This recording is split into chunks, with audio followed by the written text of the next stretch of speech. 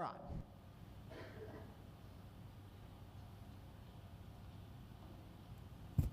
Well, good morning, everyone. Welcome to the special City Council meeting. Today is Monday, January 13th, 2025. It's approximately 9 a.m.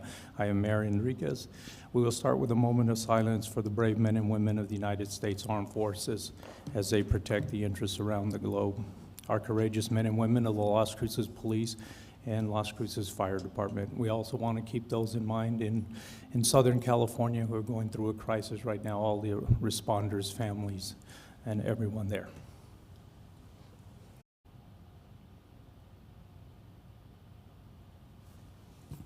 Please join us in the pledge.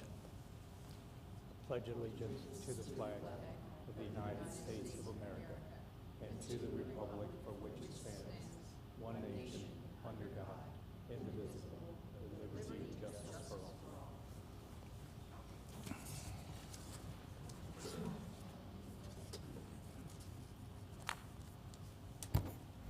At this time, is there any conflict of interest by any member of council?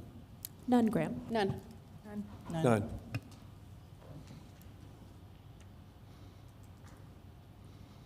Now we'll move on to resolutions for discussions. 3.1, resolution number 25081, a resolution for the discussion and decision as to whether to limit the selection for the position of city manager to internal candidates only. Move to approve. Second, Graham. Okay, and Brad Douglas will start. Thank you, Mayor. So good morning, everyone. Thank you for being here. Today, the resolutions on the agenda will all deal with really one singular topic, although there will be subtopics therein that we'll have to discuss individually. As all of you probably know, last year, on or about April 1st, this body approved in an open meeting an employment contract with Ikani Tomopeau to serve as its next city manager. Prior to that, there were executive sessions or closed meetings, as we sometimes call them, with regard to the hiring process for the city manager position, taking place on or about March 18th and March 20th, respectively. During those closed meetings, what occurred was this body decided to limit the scope of its search for a city manager to internal candidates only, and that will be the first topic that we address here today. This is all being addressed because of an opinion authored by the New Mexico Department of Justice, which I'll probably just refer to again and again as the AG's office. There was an opinion authored that stated that the city of Las Cruces violated the Open Meetings Act, which in summation just states that public business, absent some sort of enumerated exception, shall occur in an open meeting. The exception that we had proceeded under, it's my understanding, was the limited exception for discussing hiring, firing, promotion, demotion, et cetera, of a public employee. And the reason we find ourselves here is it's the AG's opinion that that exception only applies to one singular employee and not a candidate search like we had here. So with that said, I'll move on. I've prepared a timeline of events that I'll just go over briefly. On or about February 28th, the city announced that it would be accepting internal applications for the vacancy of the position of city manager. As I stated earlier, on or about March 18th, this body met in a closed session to discuss and decide whether the position of city manager would be recruited through outside means or whether to proceed solely with internal applications. And that at that same meeting, this body decided to proceed solely with an internal hiring process instead of doing a nationwide search or some other search. Also, during that same session, council decided to narrow the candidate field to 3 internal candidates. I might refer to them as finalists. Their names are Ikani Tomopeau, who's a former assistant city manager at the time, Sonia Delgado, assistant city manager as well, and David Cedillo, who is the director of public works here for the city of Las Cruces. On or about March 20th, this body interviewed the 3 finalists for the vacant position of city manager. And on that same date, selected Akani Tomopeau to serve as its next city manager in closed session pursuant to agreeing to terms in an employment agreement. And then, as you all know, on April 1st, during an open meeting, City Council approved the employment agreement for Mr. Tomopeau to serve as its next city manager. And then we have ultimately on December 20th, pursuant to an OMA complaint, the AG's office made findings that the City of Las Cruces violated the Open Meetings Act. The AG's office made what I consider to be 3 major findings and then 1 additional finding. The first finding was that the City of Las Cruces failed to decide the scope of its search in an open meeting, and that it appears to have engaged in a rolling quorum. The next finding was that the March 18th, 2024 closed session to narrow the candidate field violated OMA, and that it's the AG's opinion that that should have also occurred in an open meeting. And then lastly, that the City Council's closed session to select a city manager, in this case the finalist would have been, or the selected finalist would have been Mr. Tomopeau, that also violated OMA. The additional finding I'll talk about real briefly, but I won't go into too much detail. The AG's office found that the City of Las Cruces did not timely make its required statements for closed meetings pursuant to Section 1015(1)J, but found that Council had taken remedial action to correct the issue. That one is simply the closed meeting statement that we make subsequently to our closed meetings at an open meeting. What we had been doing was making that closed meeting statement at the next regular meeting. It is the AG's opinion and finding that we should be doing that the very next time there's a quorum. And so we have internally adjusted our procedures. So I think it's important for everyone to know that my office has been coordinating and communicating with the New Mexico Department of Justice. My office has drafted the current resolutions to bring forward for a vote as to whether this body will cure and ratify prior decisions made. Just so everyone knows, there were 2 possible remedies identified by the AG's office. The first remedy was to do exactly what we're doing right now. Of course, the second remedy was to start the process over from the beginning.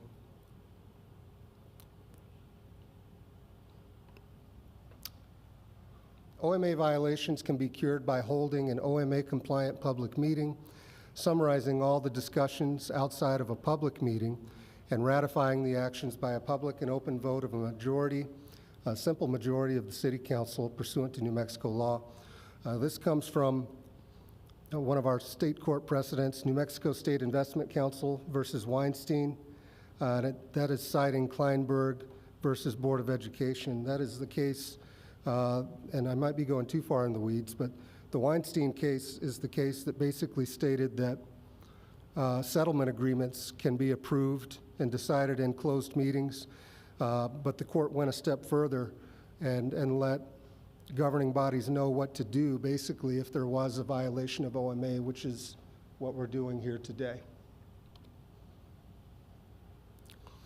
And so, moving on to our first resolution here, resolution number 25-081, the discussion of the hiring process for the city manager position. This should include discussions had on or about February 28th, 2024, if any, and March 18th, 2024, regarding the decision to pursue an internal hiring process versus an external hiring process, and whether this body still chooses to limit its search to internal candidates only. This next paragraph is a result of my collaboration with the Attorney General's office, and so the words thoughtful discussion will come up time and time again throughout this presentation. So Council should now have a thoughtful discussion regarding their decision to limit the candidacy for the vacancy of city manager to internal candidates only. including pros and cons of this approach. So I'll be asking for help from the mayor with regard to this portion. Potentially what the AG's office would like to see is for every member of the governing body, if you can, to rely upon your memory. I know that it's been 10 months ago now, but to summarize discussions had at the March 18th and the March 20th closed meetings. It doesn't have to be a perfect, verbatim discussion of what you had at the time.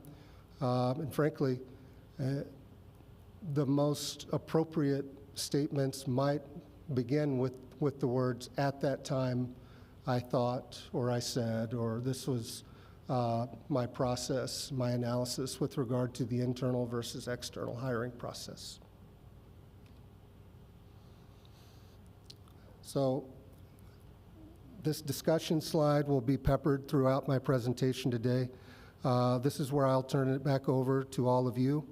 But City Council should now partake in discussion regarding this resolution, summarizing all discussions and comments made outside of a public meeting on or about March 18th with regard to the decision to limit the candidacy for the vacancy of city manager to internal candidates.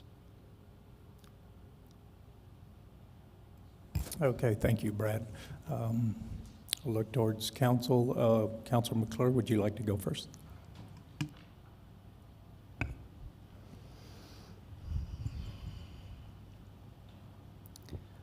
At that time, I had no discussions about whether or not this is going to be an internal and external search.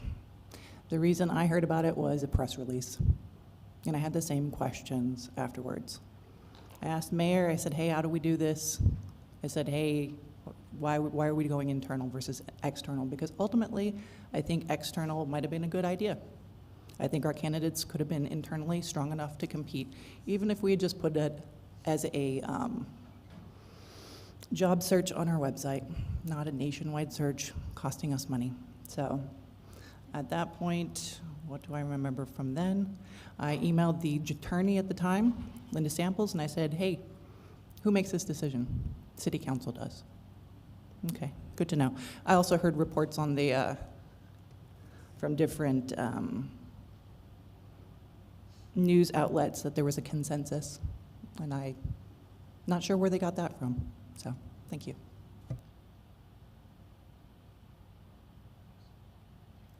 Councilor Matisse.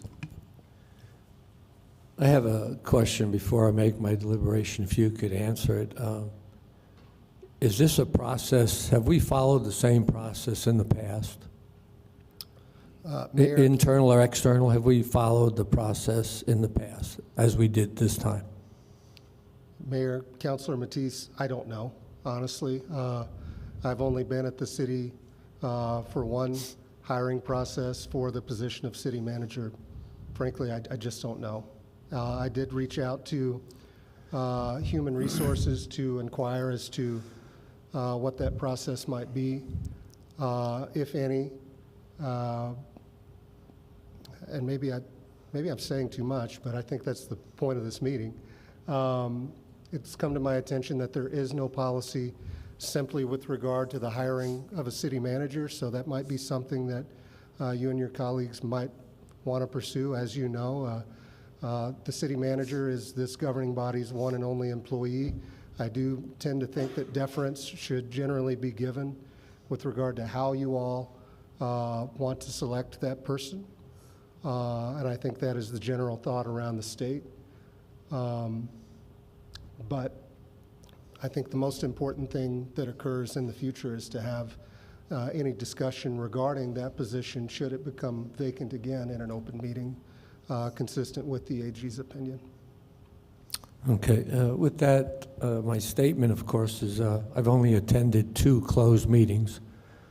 I'm not a fan of closed meetings. I did not attend the 18th, but I did attend the March 20th.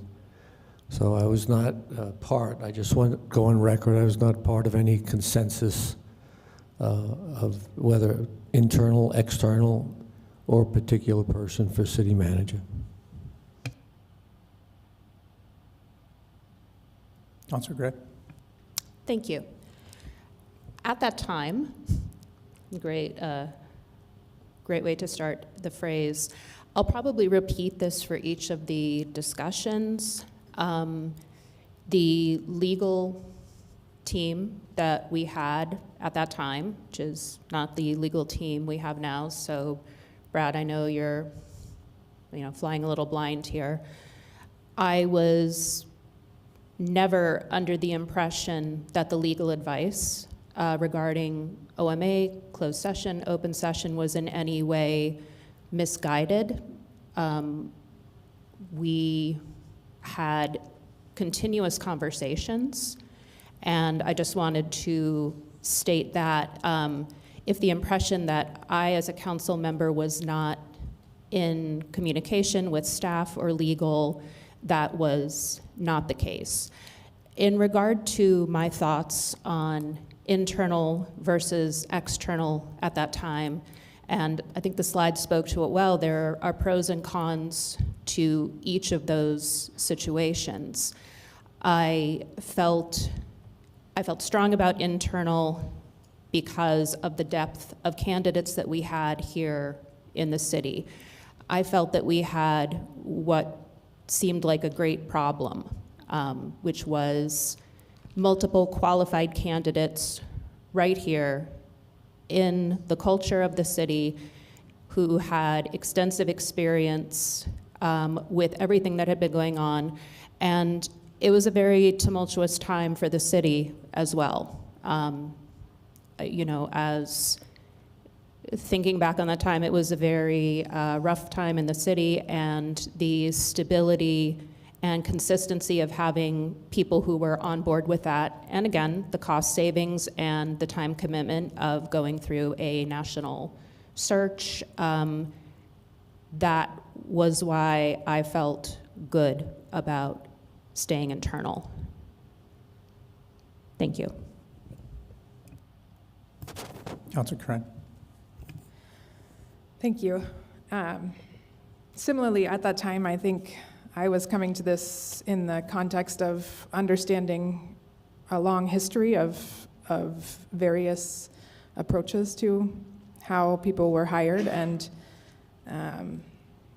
even though I wasn't on council at the time, I witnessed the city go through a number of processes that were failed, that resulted in candidates who were pretty destructive to the city. So all of those things were in my mind as I, sort of historically, but as I continued as a city councilor, I think part of my job was to, and I continue to think that part of my job is to encourage the city to give avenues for advancement for folks inside the city, and I think that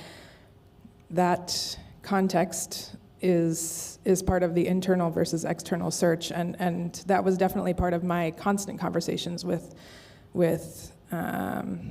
City Manager Peely, who had been involved in several searches prior to this. So I consider that part of my conversations with him was about building a bench, and so in that context, that was not related to this specific decision, but part of my conversations along the way. For about a year, we had known that City Manager Peely may be seeking other opportunities in different places. So that conversation had been happening. And I did go into the meeting with all of that knowledge and the expectation of relying on staff, in particular our city attorneys, to sort of guide us how this should go. And their presence, honestly, at these meetings helped me feel like, okay, we are, and it followed a process that I believe mirrors many processes that I've seen happen in terms of the functional components of it, people applying, reviewing, et cetera. But to go back to the idea of internal versus external as a question, I've managed many people. I have been part of many executive searches and less executive searches in my career. And I have come to see the value of, I have come to see little value often in an organization that isn't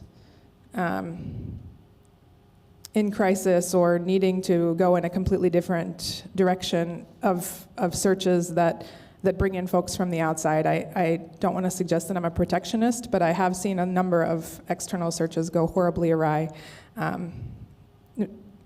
More than 5, I would say, of people who were expected to be leaders and didn't come through after an external search. And I think those hopes or disappointments also considered into my decision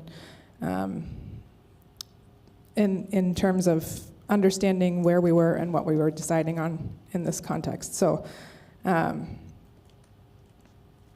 I think that's the main question that's being asked, and that's my, admittedly, it's all because of historical trauma, worries about the stability of the city, and my experiences in those contexts. So I brought all of that to this conversation, and that's where we landed, where I landed in this discussion. Thank you, Corinne. Councilor Flores. Thank you, Mayor. I was on the city council when we hired Ifo Pili, and so was my colleague Mayor Pro Tem Bencomo, and we did a national search during COVID, and so we, and it was extensive. It was horrible in many ways because we really couldn't see that person, and I say horrible because these national searches, and I don't know who the city hired to find these, were utterly unqualified to be city manager. When I started, we had city manager Stuart Eade, who proved to be, for lack of a better word, I don't want to slander anybody, but it's true. He just didn't measure up. So we fired him, and then his assistant city manager was even worse. And so, and this is, this is my 8th year on city council. I'm an attorney licensed in California, and we went through a lot of turbulence with Stuart Eade and his assistant city manager who took the helm, and I have to. I read the AG's report, and I still don't understand what we did wrong. And I'm sorry, I was out of town. I was actually in Europe for Christmas with my son and grandchildren. And, but fortunately I was able to read about I did read the AG, and I did not have an opportunity to speak with our attorney, Brad Douglas, to see where we erred. I did not ask why we were having a closed session on this. I didn't ask what I just didn't ask. And because we knew who the candidates were, I don't know how they were selected. I don't know that part, but I will tell you this part. Every person who interviewed was overly qualified for the position, and it was probably the most difficult decision that I made because all of our candidates remain stellar people, and frankly, well, not frankly, but it was a relief for me after going through that national search of over 200 or 300 candidates, that some of them were just pitiful. And one guy out of California said that he decided to retire in Las Cruces from city manager in wherever he was in Southern California, and that he and his wife were looking at brochures, and that Las Cruces seemed like a nice place. So that's why he applied to be our city manager. And it was like, come on, oh my God. And that's one of the examples of how horrible that search, how difficult it was. When we came upon Ifo Pili, it was like, what? Is he for real? And yes, he was for real. And then he hired the assistant city managers, and he hit a home run, a grand slam on the hiring of Ifo Pili.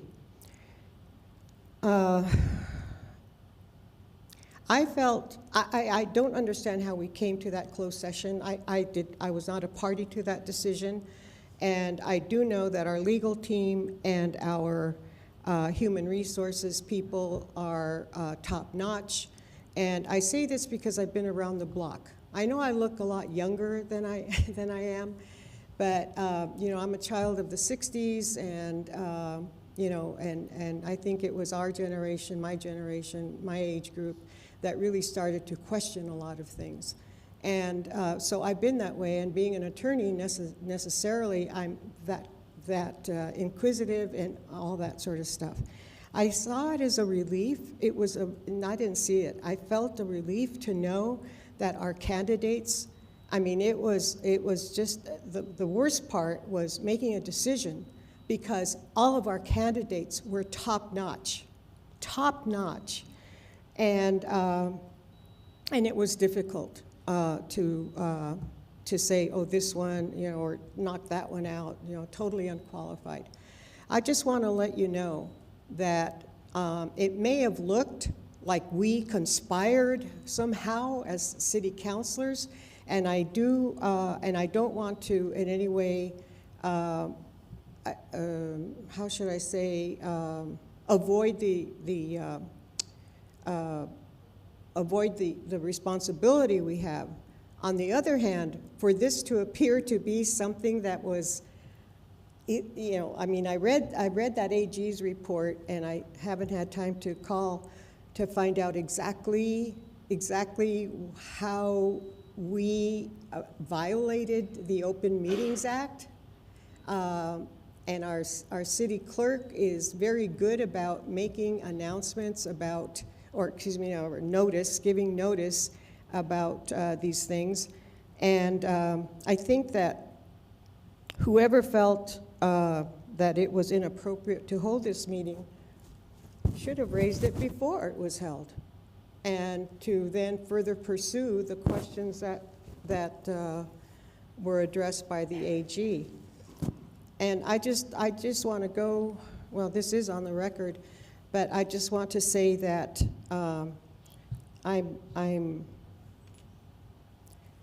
it's terrible what we're going through. And I don't think it's, all I have to say is that I personally, I can't speak for my colleagues, because I don't, I'm very careful about socializing with my colleagues. Once in a blue moon, something comes up, and we happen to be at the same place, and I make it a point not to even stand next to one of my colleagues outside of city council, outside of our meetings. So, I'm honestly appalled that the AG had to intervene on something like this, and I just want to express my gratitude to our city clerk and to our city attorney, our personnel department, but I don't know who made the decision. I really don't know, and I had no concern whatsoever to even question it. And it was a relief to know that the people that we work with, that I've worked with for 7, 8 years now, were had applied because they are so qualified. And believe me, after going through that search, several years ago, well, I won't be here anyway, but it was horrible. So I just want to express this openly to everybody. The press, Justin Garcia does an excellent job of reporting everything, calls it as it is. And for those of you who are attending the meeting this morning, who care about local government and who are indeed a part of, we're in this together. So I want to thank our city attorney, our city clerk, Christine Rivera and Brad Douglas, and I hope to correct this in a manner that is not too disruptive. I think that even though I had nothing to do with the decision that we would have in-house candidates or how that was made, going through Stuart Eade and then his assistant city manager who was, whatever, and then going through the search and going through all of that, that was so disruptive. It was so disruptive we couldn't do our work. So anyway, I've gone on and on. I just want to emphasize that I can't speak for my colleagues, but I can speak for myself, that I had, I didn't feel it was a conspiracy. I was, in my experience, it was not a rolling quorum or anything like that. So anyway, I'm sorry we're going through this, and totally, in my humble opinion, unnecessary.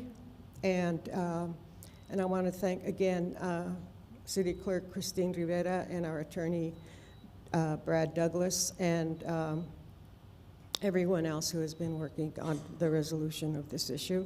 Thank you very much. Thank you, Mayor. Thank you, Brad, our city attorney, our city clerk, the Department of Justice for their due diligence in getting us here today. And thank you to my colleagues for engaging in thoughtful discussion today as we try to cure the issues presented. I was also not part of some consensus to arrive at this issue, though I think as I reflect on the time period, I may have inadvertently been part of one when I gave a public interview to the Bulletin shortly after Ifo Pili had announced he would be leaving. I was asked by the Bulletin how I felt about it. Obviously, it was heartbreaking to me as I was part of the team that hired him in 2020. And I was asked, what happens now? And I'm pretty sure I said, I think council has to come to a closed meeting to decide what we do. And I know I said that because it's always been my understanding that the Open Meetings Act has very specific exemptions for a governing body, which include personnel matters, include current or pending litigation, and real estate matters. I don't like closed meetings either, but I attend them because they're part of my job. They're the most difficult part of my job, I would argue, and so no, I'm also not a fan of them. That's always been my understanding. I think it's important to note that throughout the process in February, March, and even April 1st, our then city attorney was present at every single meeting. But at the time, I think when I look back on it, I think one of the biggest mistakes I made was arriving at my ultimate decision from a very emotional place. February and March were pretty tumultuous time in the city. There was a lot of tragedy, a lot of heartbreak. Things happened around that time that ultimately changed my relationship to this job. And Ifo Pili deciding to leave was just one of those very heartbreaking pieces. I do want to correct a matter, though, that I don't think IFO was seeking other opportunities. IFO was being sought after by a lot of cities. And when that started to happen, I started having a conversation with Mr. Peely about building a bench. That was always one of his tasks when we hired him around. In 2020, we actually got a lot of pushback for going external, for hiring an external city manager. And one of the tasks that we had given him was to build a bench. And a bench he built. And so when he notified us that he would be going back to Utah, and I reverted back to 2020 when we last hired the city manager. And actually, we did 2 external searches, 2 national searches, because the first search did not yield the candidates we had hoped. And it was honestly devastating. So we went out to a second search, and the second search is how we landed on IFO Peely. I will address some of the things I remember from that search in items 3.2 and 3.3 as well, because some things are just not necessarily clicking, and I feel like we're sort of picking and choosing here. However, at the time, I remember having a strong desire, me personally, to stay internal, to hire internal, because of the chaos that I felt like was happening at the time, and the desire that I felt to have some sort of stability, as I knew it was going to be a very difficult year given the tragedies that had happened. So that was my ultimate, how I arrived internally in my own self at what I was hoping that this council would move forward in doing, and we did, and Councilor Flores was right. Getting to the ultimate decision was one of the most difficult decisions, because our staff is incredibly talented and beyond competent and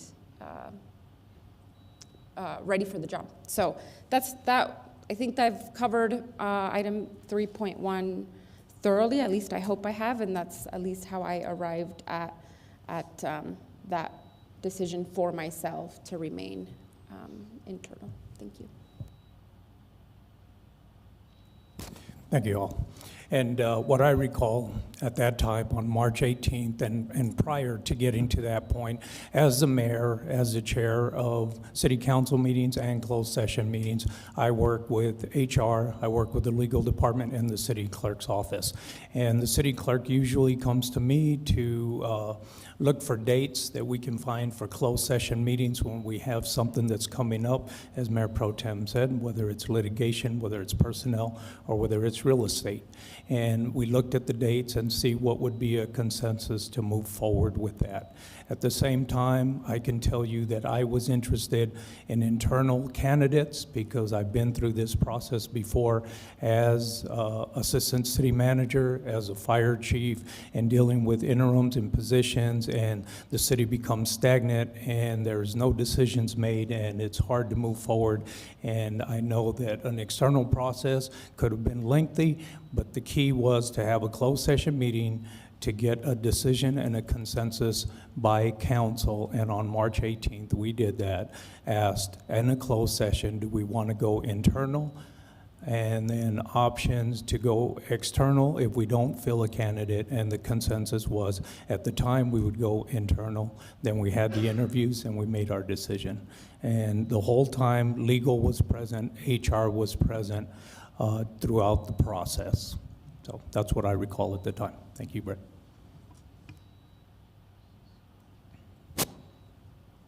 Good. Okay. Did you have anything else you wanted to add before? Okay. At this time, we'll open it up for public comments. You'll have 2 minutes to speak on this issue.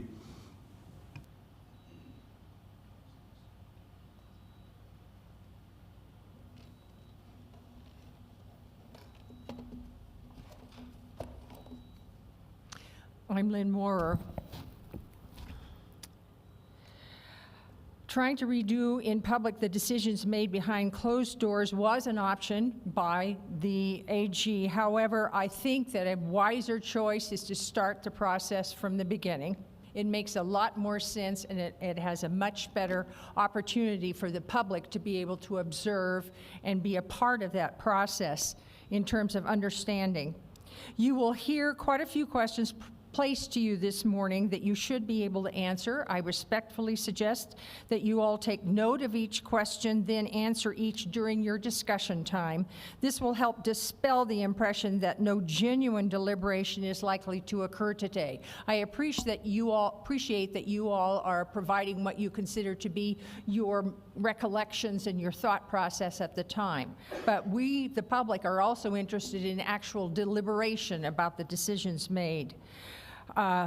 This will help dispel the impression that no general deliberation is likely to occur today. It will also dispel the impression that you're perfectly happy to keep the public shut out of your decision-making process. The New Mexico Open Meetings Act states up front that a representative government is dependent upon an informed electorate, and it is public policy of this state that all persons are entitled to the greatest possible information regarding the affairs of government. Where are the materials the counselors reviewed that caused them to conclude that they are qualified candidates for the position in-house, as the resolution states? To comply fully with the act, the public must have the opportunity to read and study all non-confidential documents that the council uses to make its decisions. Today's agenda packet includes nothing but the 4 resolutions and brief explanations. At a minimum, the candidates' resumes should have been made available to the public to read and to study. I'm also very concerned about the criterion of preventing institutional disruption. I'll have 2 more sentences. Thank you, Mayor. This is very troubling. Unless you found a clone, every change in staffing in a healthy organization will tend to lead to some disruption. This comes with the territory. You want to have healthy organizations that find new personnel that help improve things, and you don't want to have cover-ups, whether it's malfeasance, financial difficulties, or any sort of non-compliance. At any rate, I recommend that you all restart from the beginning, which was the other option that the AG gave you. Thank you.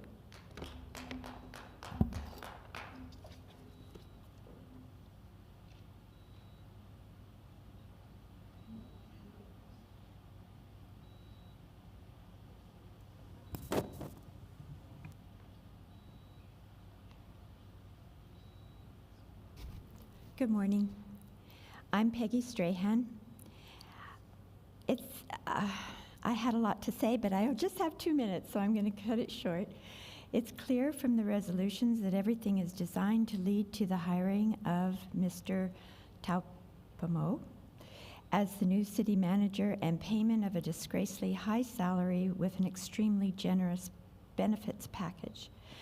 The council should be starting over from the beginning and choosing a new city manager. This was a clear option provided by the Attorney General to cure the council's violations. Why isn't the council starting over? The council could do that. It would be a much more effective way to conduct decision-making in an open manner while allowing an informed public to observe and participate. This is the only staff position the City Council appoints, and it is a position with great deal of responsibility. Why not carry out the selection process correctly from start to finish in a manner fully compliant with the Open Meetings Act? I just ask that you vote no for this resolution. Thank you very much.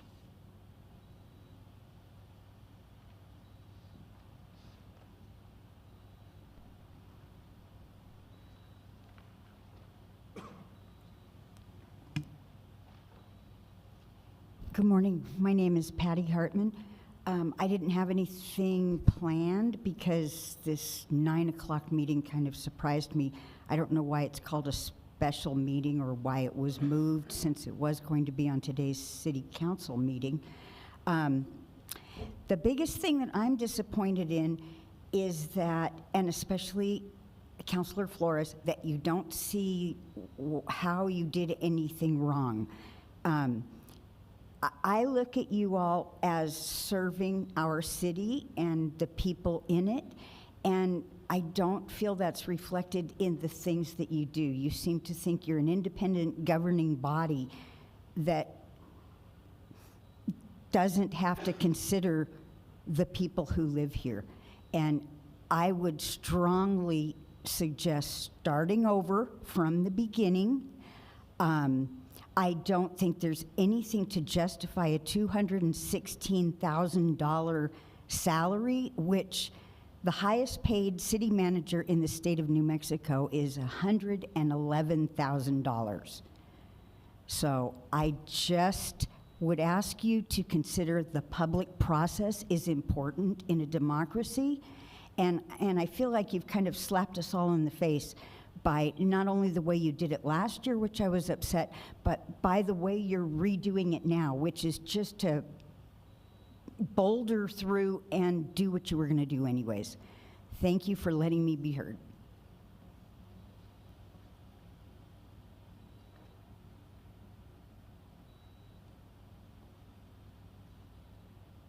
Good morning. My name is Liz Rodriguez Johnson, and I just want to preface what I'm going to say that I truly, truly appreciate good intentions, and I have no reason to believe that there was nothing but good intentions. But good intentions cannot replace transparency, which was what was missing in this process. There is one laudatory feature of the council's agenda packet for today's special meeting. The council does admit wrongdoing for many, but not all, of its violations of the Open Meetings Act, carried out over weeks related to its decision-making to put Mr. Topinol into the city manager's position. And without any information to the contrary, because like I said, there was a lack of transparency here. It really looks like this election was a foregone conclusion. With that in mind, the city needs to start over from the beginning in choosing a new city manager. This is the AG's option 2. The public needs to be fully included from the very beginning of the decision-making process.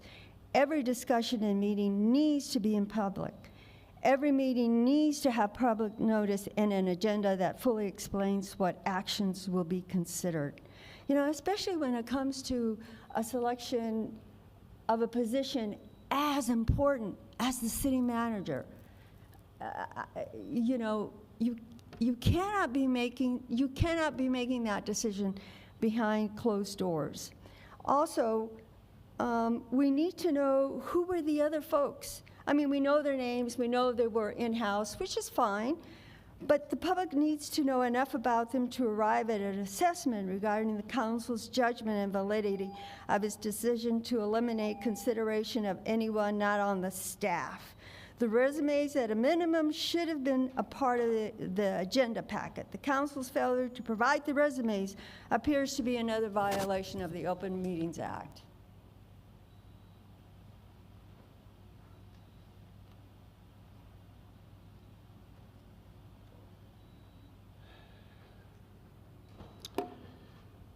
Mayor Pro Tem, Council, thank you for this time to speak. I'm on the Bicycle Pedestrian Advisory Committee, and we were presented by an attorney came to us and presented the importance of us following the open meetings. Could you state your name again? I'm sorry, Jim Wilcox. And an attorney presented on the importance of following the Open Meetings Act. So this is kind of personal to me as far as membership on that committee. And actually, I pushed back because we are an advisory group. I contacted the organization in the state that for open government. They said, no, you do not have to be subject to the Open Meetings Act. You just advise, and it's the people who are elected that you advise that must be following the Open Meetings Act. But I thought, well, I'm going to have to give up some freedom of speech. I can't talk to somebody about any subject that might come up in our meetings, so I'll have to keep my mouth shut and lose some of my freedom of speech, but I'll follow that particular advisement. The thing that kind of concerns me a little bit here is that some people are saying, well, we wanted to expedite this, we had a bad experience. The Open Meetings Act is not part of that. We don't say, well, I really wanted, we don't really have to talk about the stuff in front of people because we had a bad time before. It's because the public is what comes first, the public knowledge. So when they go to vote, they say, oh, I know why those people voted. I'm voting for that person, so let's look at it positively, because I like their answer. That's why we have the Open Meetings Act, so that the public can make decisions when they vote. So I would suggest that those kinds of things be considered primary rather than having a bad breakup in the past. Thank you.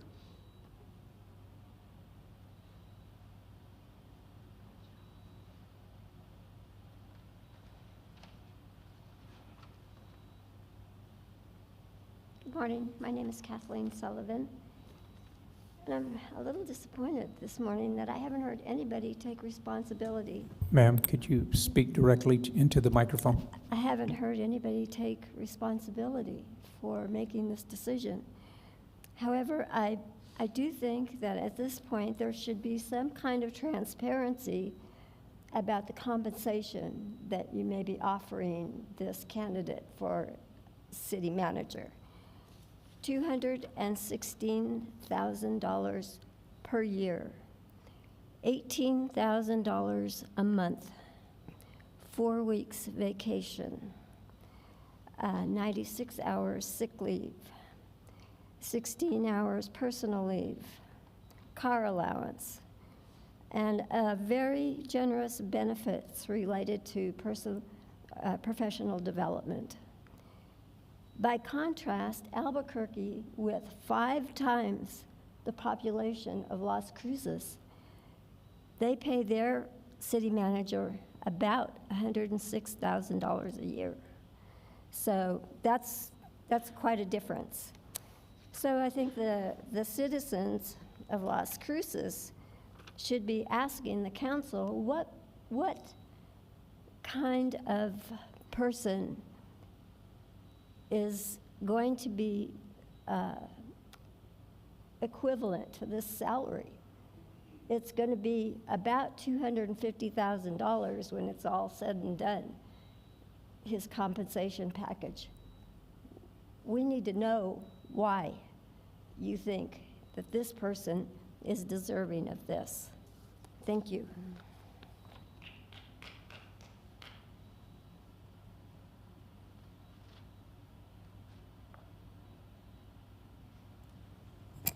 Is there anyone else wishing to come up? Okay. Brad.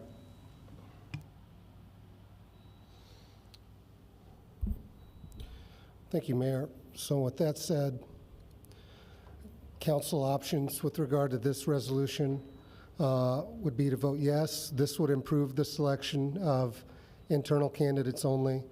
Vote no. This will not approve the selection of internal candidates.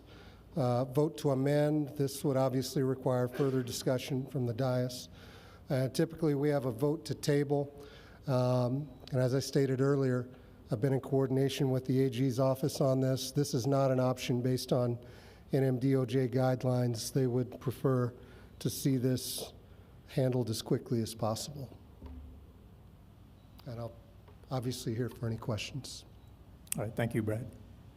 Any questions? I have a Councilor question. Flores. Thank you, Mayor. Attorney Douglas, there's all these options on how to vote, but then one of the options is not an option based on the Department of Justice. So why would we even be contemplating that and then, well, yeah, okay. I just don't understand that part. Sure. Thanks. Mayor, Councilor Flores, and good point. Maybe I shouldn't have put that on there, but the reason I did put that on there is because I knew that if there were just 3 options, we're typically used to 4. Someone might wonder why isn't the option to table available, and that's pursuant to my conversations with the Attorney General's office.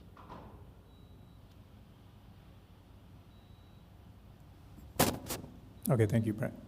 Christine? This is on the motion to approve Resolution 25-081. Counselor McClure? No.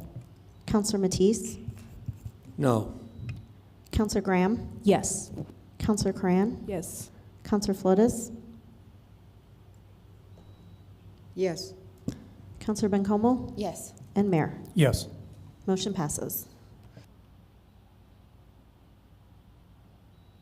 Next item is 3.2, Resolution Number 25-082, a resolution for the discussion and decisions as to whether to narrow the internal candidate field to 3 internal candidates, originally taking place during a closed meeting on or about March 18th.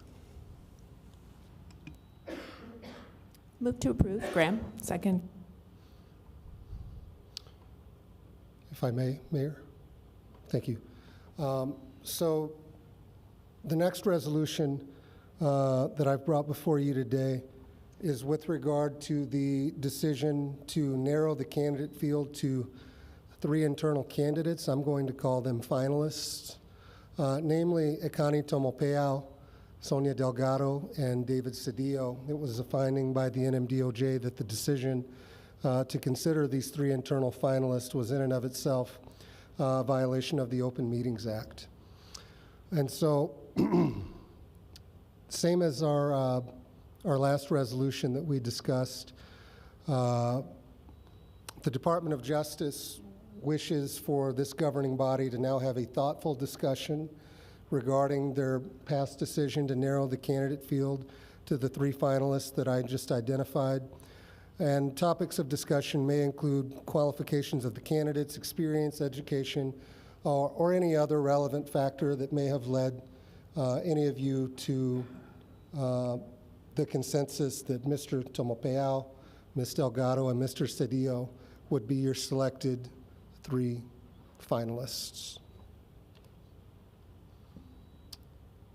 Again, I'd ask that the governing body now hold a discussion regarding this resolution, summarizing as best you can all discussions and comments made outside of a public meeting on or about March 18th, 2024, with regard to narrowing the candidate field to 3 internal finalists, those 3 people that I had just mentioned previously. All right, thank you, Brad. Councilman McClure? I have a question before we move ahead with our comments. I think a discussion would be helpful that HR gave us an original list of 9, right? Mayor, Councilor McClure, if that is your recollection, absolutely, that would be an appropriate, now would be an appropriate time to discuss that. So I know that that was the original. I'm not entirely sure how they made those decisions and internally, because I'm not part of the HR process on that, right? So at the time, I recollect that we had those 3 come about due to a sort of hefty discussion, partially because more on the dais than I had any experience with working with them. So it was a lot of how do we pare it down so that we don't spend 10 hours doing interviews, right? I was fine with selecting 3 at that point, so trusted in the limited experience I had and the experience of my colleagues.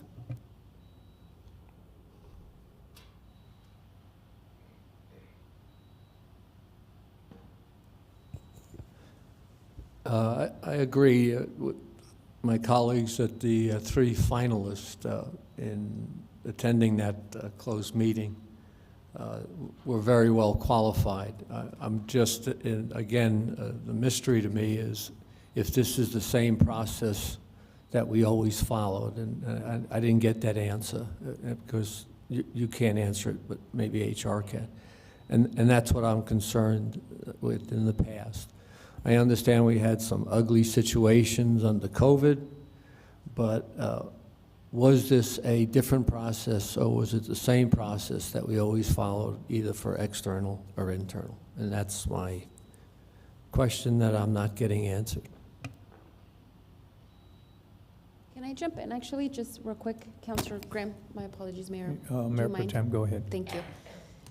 Just to that point, I think, so in 2020, the last time council hired a city manager, I came in when the consultants, the decision had already been made by the previous council to do a national external search. That council, I remember, had decided to wait till the new year started, given that there had just been a recent election, and they wanted the 2 new councilors then to be part of that final decision, given that this is our only employee. And so I guess this is an assumption, of course, that I'm making, but I assume that every council, when faced with a decision to hire their only employee, gets to decide how they want to go about it. Obviously, the mistake we made, and I feel like this whole thing is taking responsibility for whoever said we weren't taking responsibility. This whole thing is taking responsibility that we made a mistake. And so I think every council, when faced with a decision to hire a new city manager, has to decide that for themselves, how they want to go about it. And I also want to note that I want, in the name of transparency, which everyone is here for, to make sure that we are very clear about misinformation. And I pulled it up. There is one news source on March 19th that names all of the candidates, the top 3 candidates that were selected and the others that were in that pool. And there were certain guidelines given by HR to city council about who had moved on through the process and who met certain qualifications. And from that, we all got the resumes and we all reviewed them, and we all came to that closed meeting with our sort of top candidates that we then decided to move forward with. I will say that the bit of an issue I have with item 3.2 and 3.3 is that in 2020, and please forgive me, that's a long time ago, and so I don't remember clearly. Someone may have to look at the record to correct me if I'm wrong, but I also don't remember making the decision of narrowing down the candidate pool or for either the first or the second process in a public meeting. So I think, again, I'm under, last year I was operating under the guise of these are the limited matters that OMA gives exemption for. And so that was my mistake that I was operating under from the one other time I had gone through this process myself. So my apologies, Councilor Graham, I didn't want to interrupt. It just, the process of how everyone, I don't think there's like one set process, because I think every council decides how to do that when faced with that decision. Councilor Matisse. No, I just want to thank you for the current explanation of how it's done. I guess I'm going back to the past, and when I was on council previously and as mayor, we had the candidates actually in an open forum in city council, and they would meet the public. And so that's the part of the transparency that I'm concerned with. And so maybe my past is influencing what I think is happening in the present. So I just like that older process. Thank you.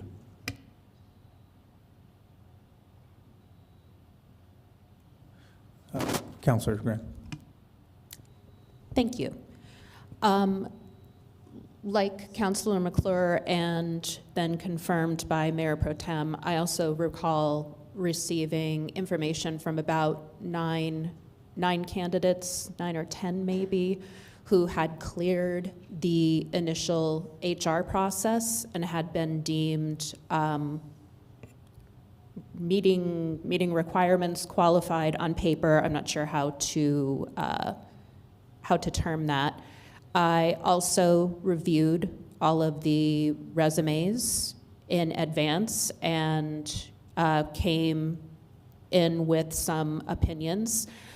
I think if we're speaking specifically to how Mr. Tamapeo, Ms. Delgado, and Mr. Cedillo became our 3 finalists, I feel that, at the time, both Mr. Tamapeo and Ms. Delgado had relevant current assistant city manager experience serving the council. Mr. Cedillo, as a counselor, I don't know how many would agree with me up here, but I think Public Works is probably who I talk to the most frequently in terms of reaching out with constituent issues. So I had confidence in Mr. Cedillo's knowledge both of the city infrastructure, literally and figuratively, that I felt absolutely put him in the running along with folks who had current experience in the city manager's office. And that is how I reached my decision at the time, in agreeing in the narrowing of the candidate field to the 3 finalists. And I think that'll suffice. Thank you. Councilor Coran. Thank you.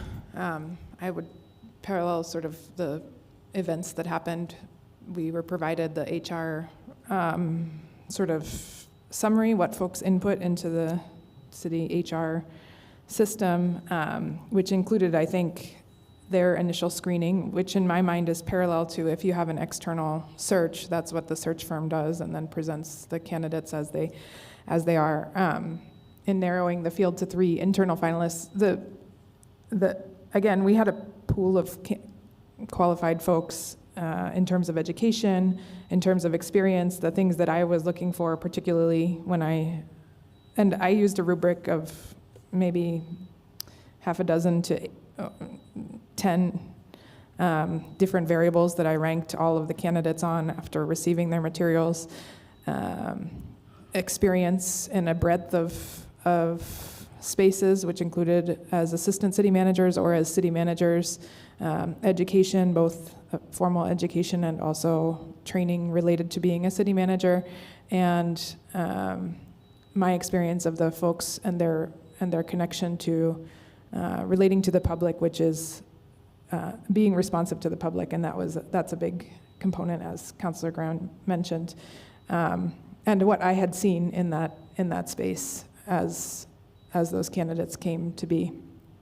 So it was based on those categories for me. I used my Excel spreadsheet, so I used the numbers related to it, which is pretty nerdy, but that's how I would evaluate any pool of applicants. So for me, that's when we had this discussion, that's what informed the narrowing of the pool. And again, we had what I considered to be the best type of problem, people who were very well qualified, had a long history of service within the city, a commitment to what we have consistently been adhering to in terms of our values as an institution. And so going back to the prior resolution, it would have been really difficult for any external candidate, and I think Councilor McClure was alluding to this, it would have been really difficult for any external candidate to match those expectations and see what those sort of values are of our institution, and make that case in terms of their experience. But these candidates came in that way from my measure. Councilor Flores. So for clarification, this is a comment coming from each counselor regarding our summary of all discussions. I don't remember what I had for breakfast. Am I supposed to remember what happened? I mean, March 18th, that's one of my niece's birthdays, I remember that. Narrowing the candidate field to 3 internal finalists. What do you want me to say? What do you want to hear? Okay, no, it's rhetorical. It was tough. It was one of the toughest decisions, besides deciding to have a second child. Took me 8 years between having my babies. It was tough. It was a very, very, very difficult decision. Discussions and comments made outside of a public meeting. The comments I made then would be, I don't have a problem with a public meeting on this. I mean, yeah, let's go to town on it. Let's be without a city manager and have more chaos. That's fine. I don't mean to be facetious, but okay, if this is what it's going to take to be open about everything, we'll do it. And also, on a personal note, if there's anybody out there in District 6, please take my place. I'd be very happy to relinquish it. I'm way past my retirement time, and in many respects, does that answer the question, Attorney Douglas? If not, let me go on and blab a little bit more. So, Mayor, Councilor Flores, I was concerned that this might be an issue because it took New Mexico Department of Justice about 9 months, give or take, to conduct their investigation and generate an opinion. And so in speaking with the AG's office, I did ask that question, paraphrasing, but I said, this has been almost a year ago. What if certain counselors cannot recall what they discussed or their thoughts at the time? And the direction that I received was that each counselor should summarize to the best of their ability their thoughts and conversations at the time. And so it sounds like you're doing that to the best of your ability, and that's all we can hope for. Okay, so thank you, Attorney Douglas. All I remember is that in terms of the conversations, how we came upon the decision, again, I think I've already said this, it was very, very difficult to narrow it down to these three candidates. And it was, yeah, I wish we would have had that luxury when we hired EFO, because we had to go several months and several, again, we had 2 national searches. So what I remember is that I was totally happy that we wouldn't have a city manager who's trying to, has to look at Waze or whatever that, app is to find out where City Hall is. It was wonderful to know that, that the finalists were, top notch. Ikani, Sonia, and David, there's just, it's, and the other candidates too. So all I remember was that it was such a relief to know that we knew what we were going to get. We weren't going to get some guy out in California who's retiring and wants to retire as a city manager in Las Cruces. That's a slap in the face. And we have the talent, the internal talent is to die for. And I can't speak highly enough about these 3 candidates. I truly regret that there was a faux pas insofar as the DOJ is concerned. But in my humble opinion, or my experience, there were no shenanigans. I think that, all of you have the right to question everything we do. That's how it should be. But it doesn't feel, I don't know how my colleagues feel, but it doesn't feel good to be out here and have tomatoes thrown at us. Thank you. Mayor Pro Tem. Thanks, Mayor. Oh my gosh, okay. So again, at that time, I know that I remember feeling like I hadn't expected to see as many names in that list as I did, though I was very pleased, though it is also what a great problem to have, that all these folks are qualified, confident, and want to step up to the challenge that is a city manager in a city manager form of government, I might add, right? So Las Cruces is a city manager council form of government. We do not have a strong,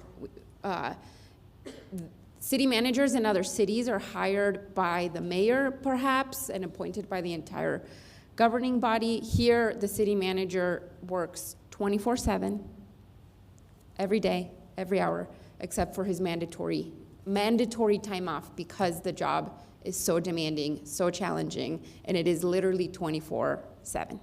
I just want to clarify that. I went into this, and so there's this like misconception that the person who was ultimately picked, it was sort of his all along. That is, at least for me, couldn't be further from the truth. I went into reviewing these resumes with an absolute open mind about who would be right for this job, having supervised one full-time city manager for almost 4 years, and a couple of interim city managers for a little bit of a tumultuous time there in 2020. And I went in ultimately with that eye on having the experience of supervised one city manager for several years. And I remember being definitely surprised that there was a lot of agreement amongst the council, and perhaps the more experienced city councilors at the time had more of a weight on these folks, because we also had professional experience, individual professional experience with all of these folks. I know that I was very confident and felt very good about the top 3 candidates that were selected in moving forward in both their experience with city management, their experience at the city, their experience with the public, their experience with the council, and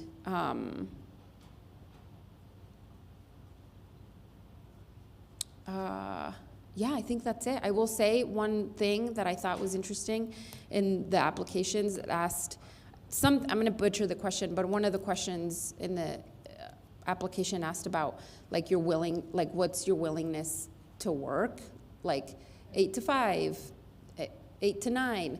And one of the candidates did answer that they were not willing to work after a certain period of time, to me disqualifying them, given that this job, from what I know, having been here 5 years, is a 24/7 job. And so I think it's, I also, again, I want to reiterate that in 2020, I do not remember having this conversation publicly about the qualifications of the finalists in either of the 2 processes, but I'm sure someone will correct me if I am wrong. Thank you, Brett.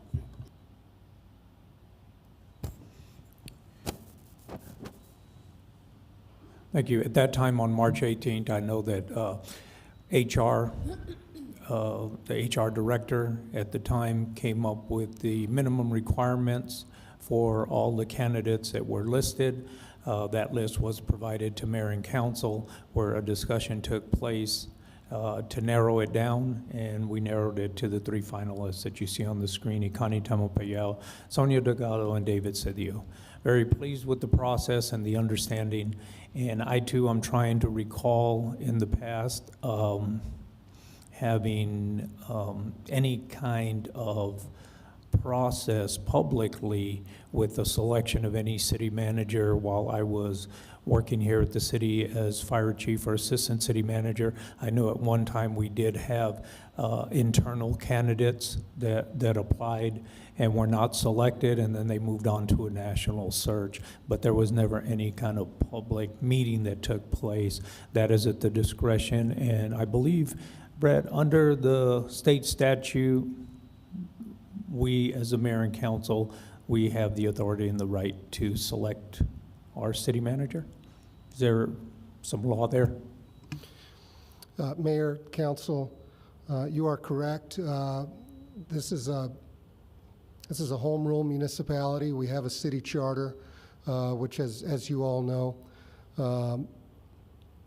we receive a great deal of deference. It's my position that, pursuant to our charter, You all obviously are the ultimate arbiters of who your city manager, who is your only employee, your only direct report employee, how you want that process to work, and who you want those candidates to be. I think that the only, I don't want to say the only, because then it sounds like I'm minimizing, but the crux of the AG's opinion is that nothing about those actions was wrong inherently. They just should have taken place in an open meeting. Mayor, just before we Go end ahead. discussion on this, I wanted to just note once again that through every process of getting to the final three, our then city attorney was present the entire time. Mayor, can I make an addition real quick? Yes, Councilor Butler. So what bewildered me sort of as a novice was the fact that we didn't actually have, for such an important position, that person on all three of them present in public, because it is a unique position. And Councilor Flores said, you know, we know what we're going to get, but the public didn't. And a lot of times I really grappled. I came home after watching the presentations and thought to myself, whoa, how am I going to make that decision for the rest of the city? A lot of times I take in account what other people tell me. If I get emails, if I have discussions, that's how I build those decisions. Kind of felt a little rudderless, to be real, about that. And I thought to myself, you know, what we've done in the past, that's one of my least favorite phrases, what we've done in the past. But going forward, having that transparency for something that is such an important position left a kind of bad feeling in my mouth. Because I do think that the public should have had the ability to hear those presentations, to give us feedback. And I think that's what was stripped out of this a lot of times, was feedback that I find crucial in my position. So, something to consider for the future. That's all I wanted to say.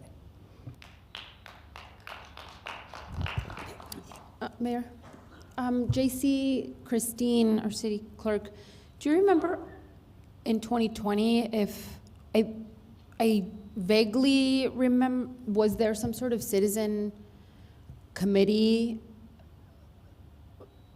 Does anybody remember in 2020 what, I know it was COVID and so everything we did was via Zoom, but was there any sort of like public, I don't think there were public presentations. And so again, I think it's not so much, I hope to not be a part of another city manager hire while I am here.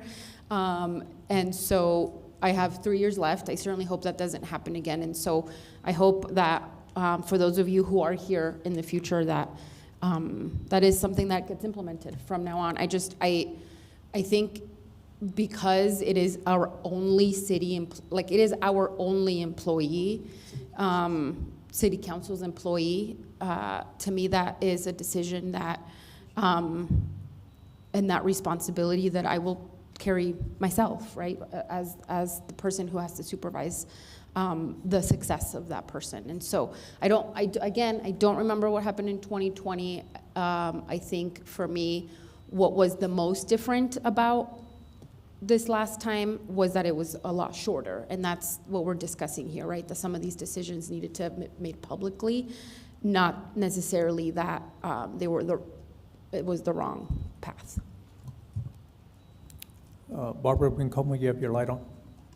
Yes, thank you, Mayor and Council. Just to your question, Mayor Pro Tem, regarding the process in 2020, in addition to the interviews conducted with the Mayor and Council, there was a community panel and also a staff panel that participated in interviewing the candidates.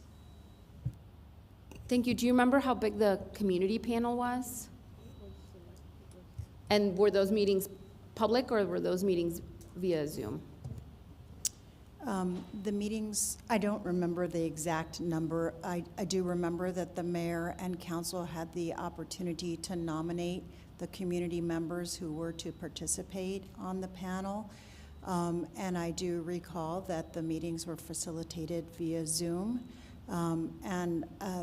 As interviews, they were allowed to not be public meeting because that is one of the exceptions. Thank you. Thanks, Barbara, for having a better memory than me. Barbara, just another question. How many processes were during that time frame? Was there more than one process? So Mayor and Council, in the 2020 search, there were 2 rounds of interviews, one that did not yield a selection, and then the second that yielded a selection. And as I recall, that was the same case for the 2016 process as well, that there were 2 rounds. Okay, thank you.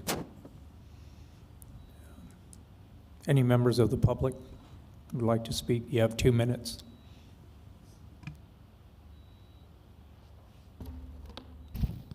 Lynn Moorer. I like your idea, Mr. Matisse, very much of having the public be able to observe interviews with candidates. Many other public bodies that I'm familiar with use that process, and it really does help a lot to achieve transparency. The big hole you still have here today in all your recollections is you haven't provided any resumes. At least 2 counselors have mentioned that you reviewed resumes for these candidates. Why has this not been provided to the public? That easily could have been a part of your agenda packet. Who are the other candidates who were eliminated from the narrowed down 3? You said there were 9. We'd like to know who those folks were. It's important for us as the public to be able to review resumes and get a sense of what we think of your judgment and your decision-making acuity in deciding who you think the best 3 are, all right? You haven't come close to achieving transparency today. I understand your great desire to follow the specific directions from the Attorney General, which I totally respect, but you're falling far short with respect to actually being transparent and giving the public an idea of your field, the choices that you had available to you. It still very much looks like the skids were totally greased and continue to be totally greased today for your final candidate, Mr. Taumopao. I mean, none of us get the impression that any of you are inclined to change your mind or revisit any of these issues. Rather, everything you're doing here today seems totally directed toward exactly the same decision in the end and leaving the public out. We haven't seen a single resume. That would have been so easy to include. Your time is up. It would have been very easy to include those resumes in this agenda packet. That is a violation of the Open Meetings Act, by the way, another one. Thank you.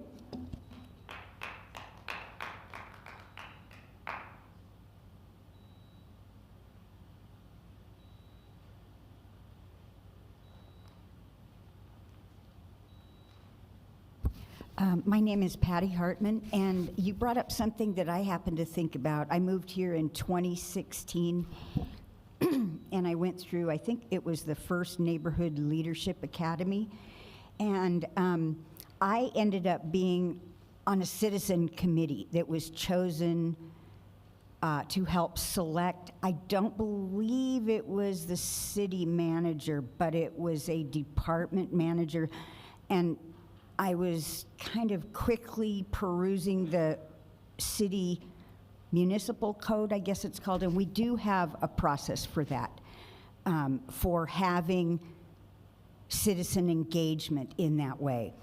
When Ms. Bencomo mentioned that there was a community panel, I never trust that because it's always chosen from within, and just like this process, I know it's going to sound really crude, but it's a little bit like inbreeding when you keep the same people and the same processes, and I feel like nobody did anything intentionally wrong. I don't feel like you were out to hide anything from us, but when you keep everything within, you don't have any knowledge of anything beyond that.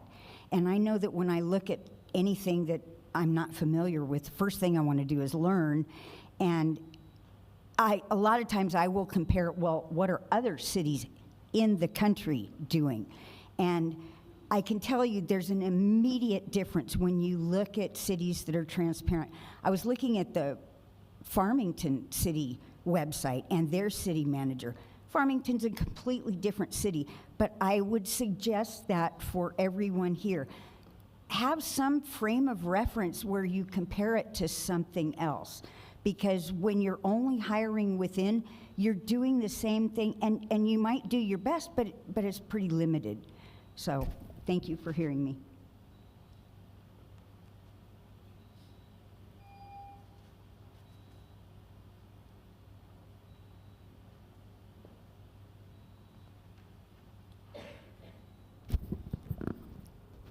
My name is Fred Huff, and it was pretty clear walking in here this morning and looking at all the printed out resolutions that you're going to stick by the same decision that you had made last year, and that was pretty much a given.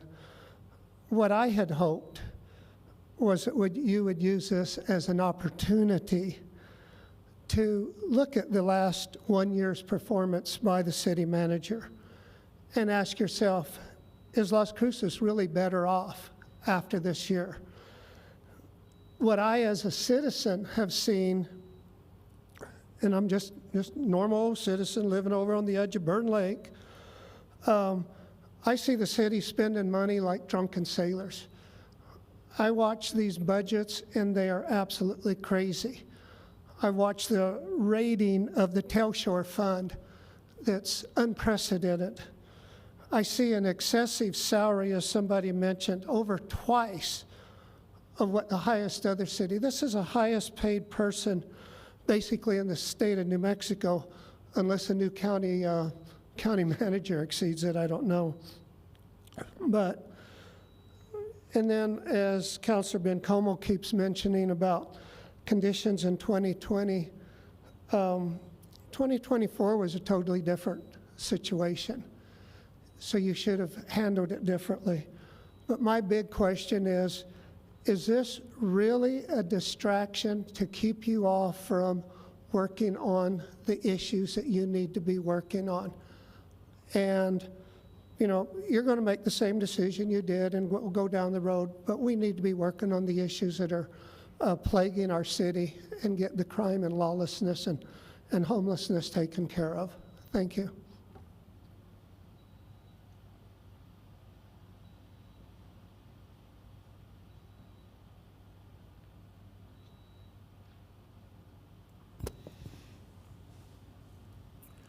Okay. Anything else, Brett? Thank you, Mayor. If there's no more public comment, I'll move on to your council voting options, same as last time, mostly. Council may vote yes. This would approve the narrowing of the candidate field to the 3 internal finalists that we had discussed. Council can vote no. This will not approve the narrowing of the candidate field. Council can vote to amend, obviously would require further discussion. Council could usually vote to table, but as I stated earlier, based on my discussions with the AG's office, this is not an option at this time because they would like to see this matter acted on as soon as possible. Christine? This is on the motion to approve Resolution 25-082. Councilor McClure? Yes. Councilor Matisse? No. Councilor Graham? Yes. Councilor Cran? Yes. Councilor Flores? You can't amend? No, because we Well, called we the can have further vote. discussion. We have all the time in the world. We can do nothing else. Okay. Abstain. You can't You abstain. can't do that? Man, then I resign. Okay. Yes. Councilor Bencomo? Yes. And Mayor? Yes. Motion passes.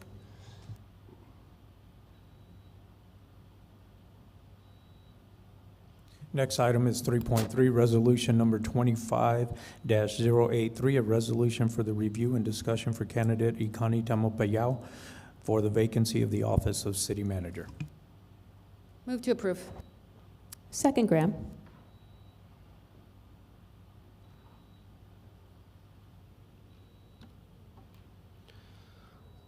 All right. So with regard to another violation that the Attorney General's office identified was the actual selection of a finalist or a selected candidate, maybe I should say, Akani Tomopeau.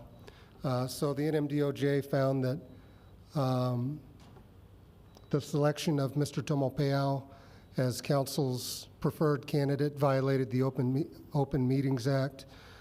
They found that this was different from holding a vote in an open meeting on April 1st, approving Mr. Tomopeau's employment agreement to serve as the city's next city manager.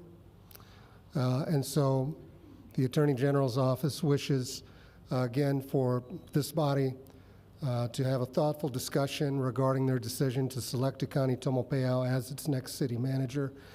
Topics of discussion should probably include all relevant factors, or maybe should say facts, discussed at the closed meeting on or about March 20th, 2024. And I'd stand for any questions. Thank you, Brad. Discussion open. Who would ever like to go first? Mayor's not here. I'm going to do my own thing. Sure. Go ahead, Councilor McClure. I'll keep mine short. If we're looking at internal candidates, I did not select Akani as the highest rank. We did a rubric filing, based specifically on his past history of leading cities that were of a much less density population-wise than here. I also think that the other two candidates were stronger. So that's it.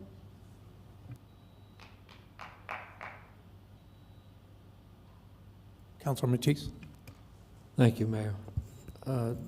Again, the voting was difficult. All three candidates were very, very qualified. And in the ranking, it came very close to another candidate, very close to Akani. My decision was continuity. He knew exactly what was happening in the city of Las Cruces, was dealing with the city manager that unfortunately I didn't serve under. I just had come aboard. I think I was on the job a couple of months. And EFO's retreat and what I could hear from many of the directors of the different departments, I think all the directors were very pleased with EFO's performance. And he had decided to take another position and resign. And due to continuity and following through on some of the retreat, the revisions and planning, I thought it would be the best choice, unknowing that I was participating in a violation. So again, I'm sorry for my lack of knowledge on that part.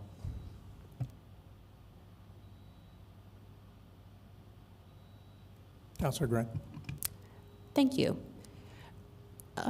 Brad, to clarify, this refers to the kind of day-long closed session where we conducted the interviews. I just want to make sure.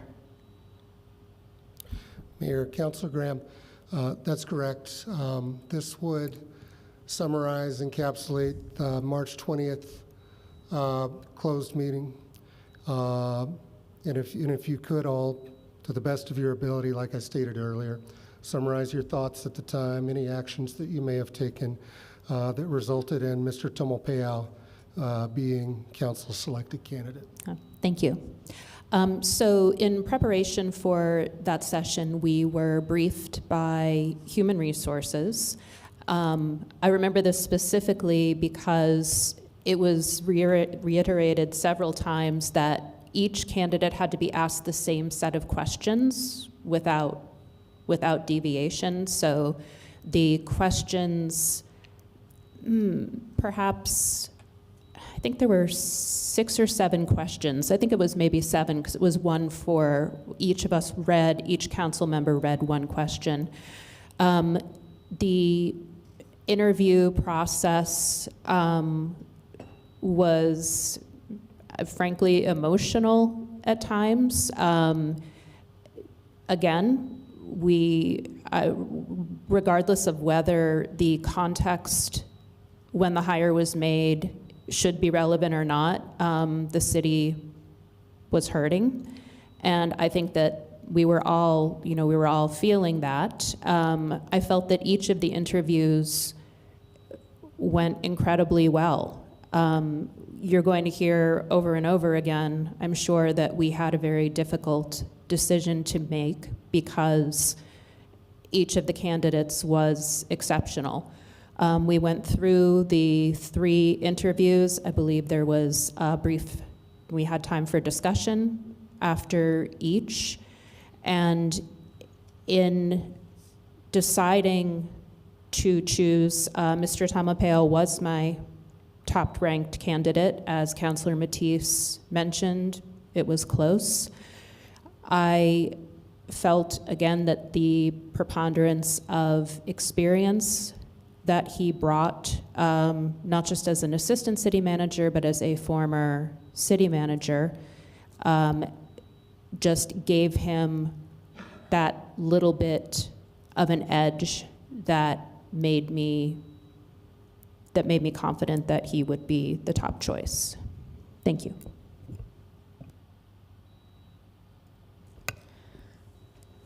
Thank you. Councilor Craig. I echo a lot about the process that my colleagues have mentioned. We went through a series of conversations with the candidates. They did presentations.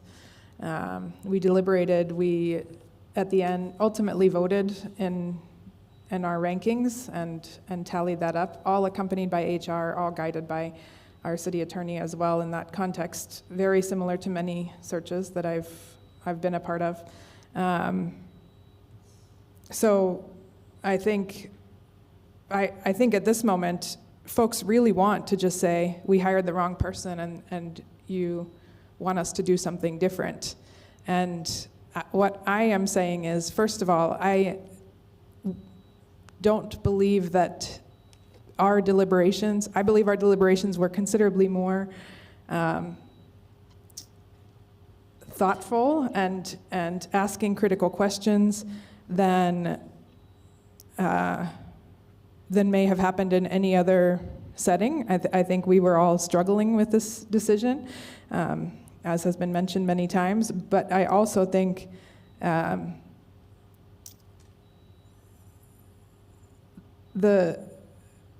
I think it's telling the sort of context of saying you should have hired someone else that's always what people say after a search. Often they have their own perceptions of who the best person is, and I acknowledge that there are often many people who can fill positions. Sometimes there aren't any, which I would argue is a much worse situation. But I would also say that in these conversations, I would not.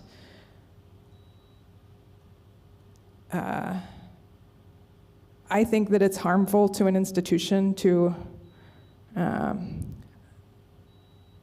air out every discussion point, and so I would argue that that discussion was within our purview to have in a closed meeting, and for me, this particular sort of airing of qualifications and deliberations is not something that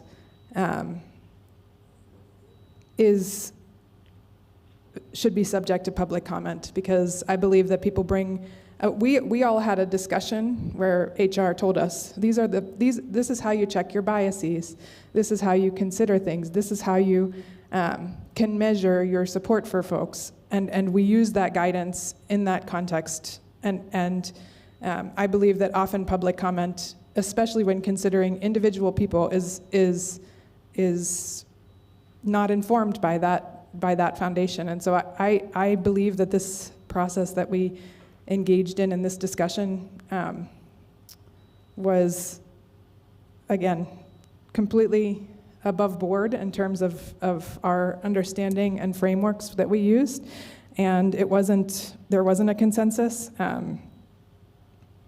among us, but we did vote using sort of a closed ballot process, and folks had a chance to make the case for their candidates. And so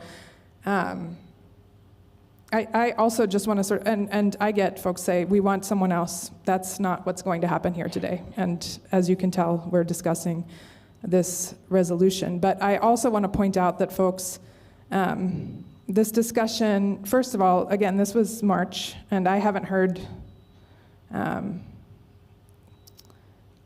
the time I didn't hear this feedback, but I also just want to point out to the salary question, a few other salaries in our state that might be relevant. The Albuquerque chief sort of administrative officer makes $216,000. The El Paso city manager makes $350,000. The Doña County manager makes $220,000. And if you wonder, the city of Las Cruces has, 1,600, 1,700 employees, including police and fire, whose jobs are life or death, and then a number of folks whose impressions on people's lives are pretty big. So the city manager job is one deserving of the best candidates and the best pay, and I will always make that argument in this context. An MSU football coach, $600,000. So if you want to indict us on how public money is being spent, I urge you to please have the context for what you're critiquing us for, because I will always advocate for us to have the best candidates, and that also includes paying people better, all of our staff. I just want to speak to, this is about the hiring of Ikani, and folks have really suggested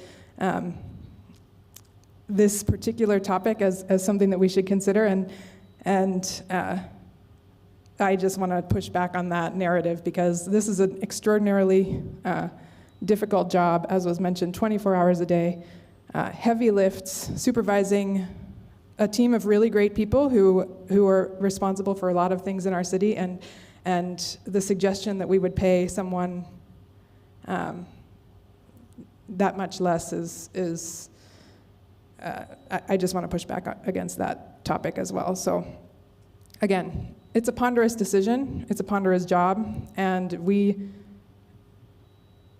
did our diligence in these conversations about narrowing down the field, and I would again argue that is not something that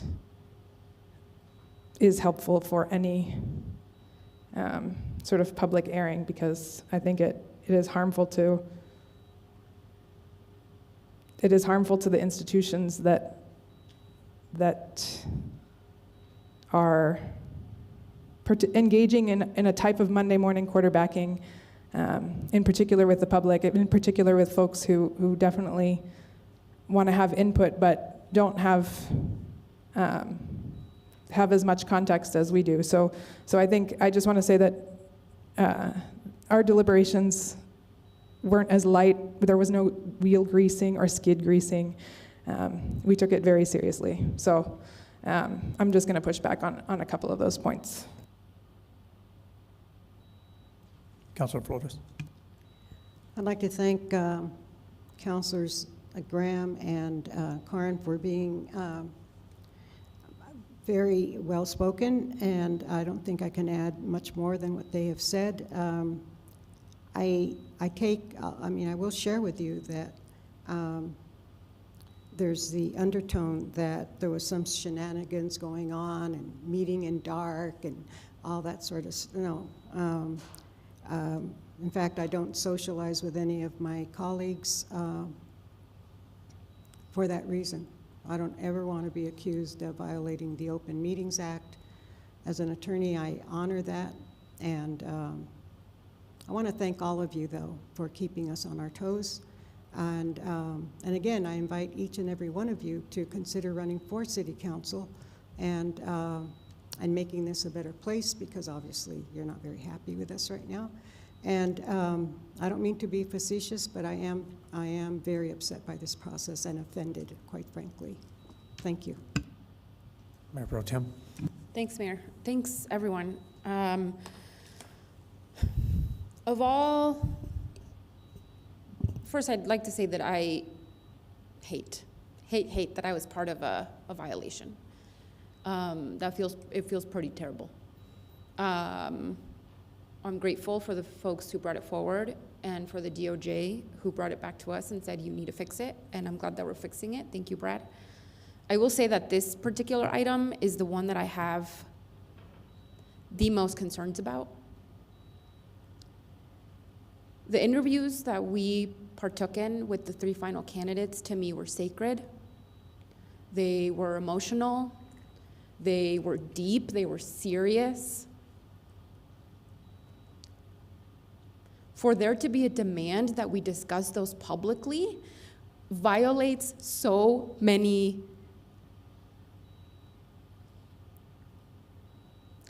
Really, it violates the privacy that those 3 folks are entitled to at the end of the day. I get that this is a public job, but can you imagine applying for a job where you thought that your qualifications or lack thereof would be discussed and scrutinized publicly? No one would apply. I do not believe that the DOJ, which, by the way, I will be speaking about in my comments at the end, I will be asking for a meeting with them to discuss some of these concerns. The OMA guide, there's an OMA guide by the DOJ that talks specifically about the exemption on limited personnel matters.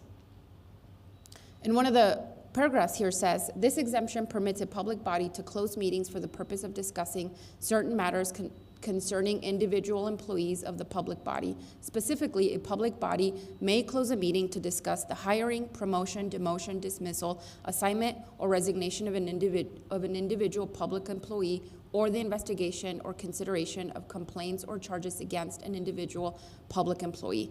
A public body may also close a meeting for matters that are closely related to those specifically listed in the exemption, such as performance appraisals and interviews with job candidates. I get the suspicion that so much of the criticism that we've been receiving on this is perhaps this desire for there to be something juicier than there was. And the reality is that this body has a responsibility of hiring one employee that is the city manager. That is very important, which is why I respect this, which is why ultimately why I respect and honor this process, and I'm here to engage in thoughtful discussion around the very real violation.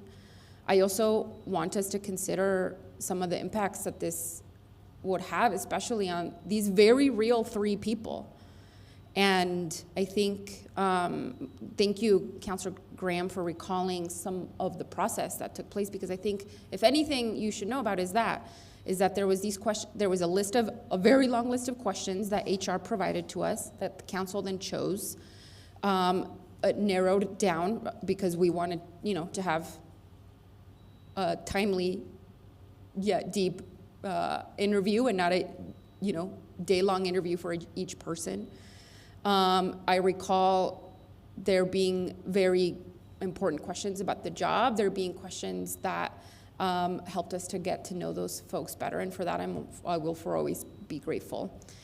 Ultimately, I felt so proud at the end of that day that these 3 people work for the city of Las Cruces, and I continue to be proud, and I continue to be proud of the final choice we made and of many of the choices that person has consequently made in building his team and leading this city. So, thank you. Thank you.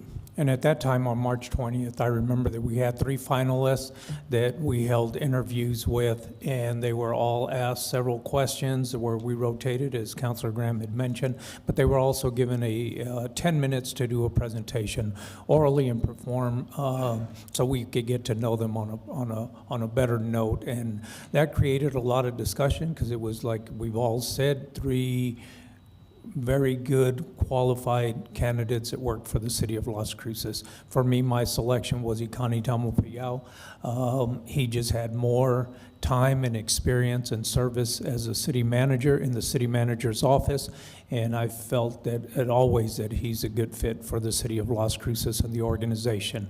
That was my selection at that time, and 9 months later, I'm still happy with that selection.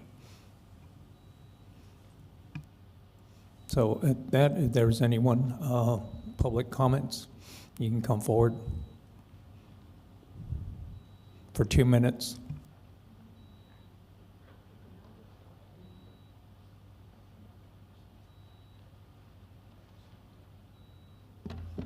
Lynn Moorer.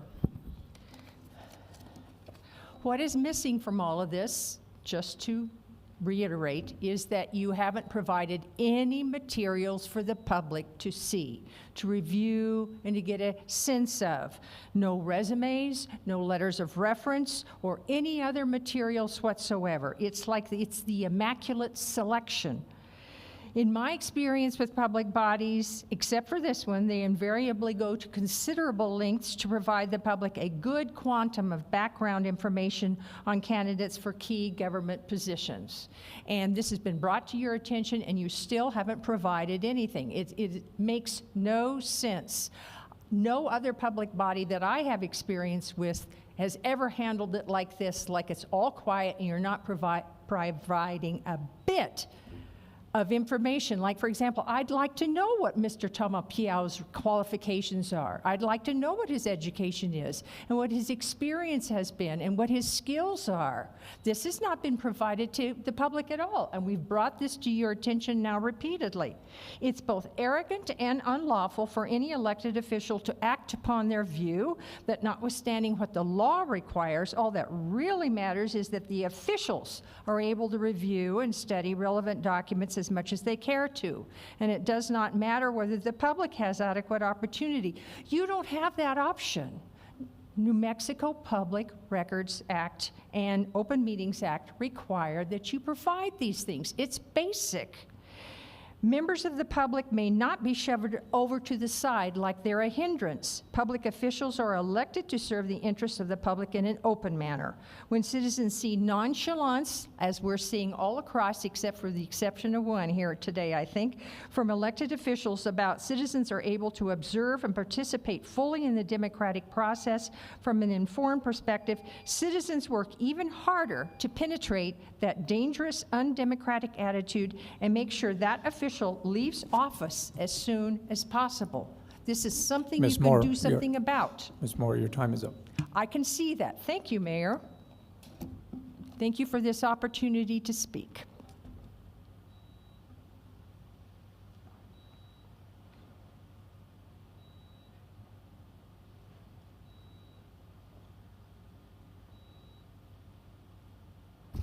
Thank you again, Mayor and Council. My name is Patty Hartman. And while I'm not satisfied with this as any kind of a do-over, I will say the more that I hear councilors speak, the clearer I understand how little the public is respected. You know, while I was sitting here, I'm going to jump to something really quick. I just found an article which I can send to you that was local from February 28th, 2024, and the last line of that article from CBS 4 Local, I think, says, the very last line, leaders said the next city manager will be an internal hire coming from the existing city employee pool. That's not what I was looking for, but that definitely caught my attention. So as of February 28th, it was very clear what the council planned to do. I think they played right into the hands of our previous city manager, who was friends with our current city manager. And when you talk about experience, our current city manager was a city manager in a city in California for 1 year. There's something to look at there. I don't like being characterized as, oh, we think there's some shenanigans. or it's really insulting to say perhaps the public is looking for something juicier. That is extremely denigrating to us who come here as the public. No, what we're looking for, we don't want to be in on the personal interviews. I would like to know some of the questions that you were given from HR to ask. I would like to know the format. I would like to know everything Lynn Moore brought up, the process. Thank you.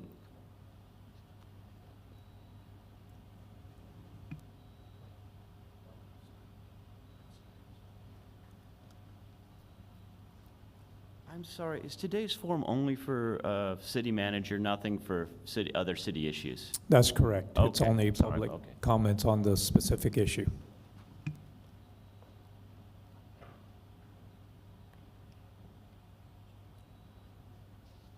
Peggy Strahan. I sat here and listened. I don't mean for anybody to think we're throwing tomatoes. We're not. We just want answers. That's it. And really, there are a few answers that haven't been addressed.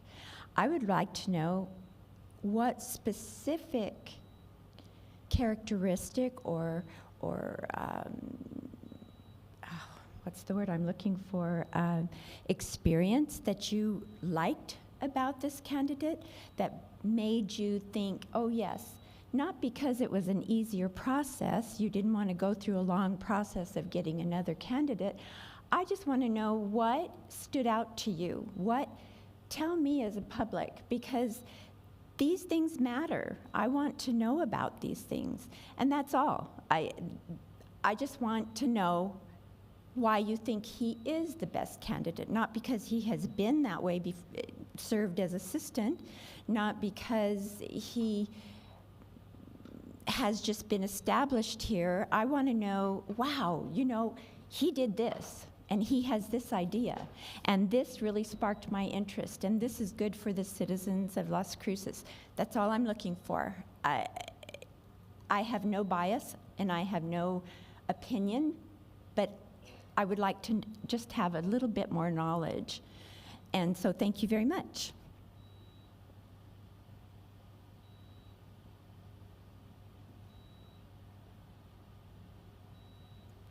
I would like to. Council, Yeah. Corinne, go ahead. If the public is done for this question, but I would wait till the end if. Seeing none, go ahead. Okay.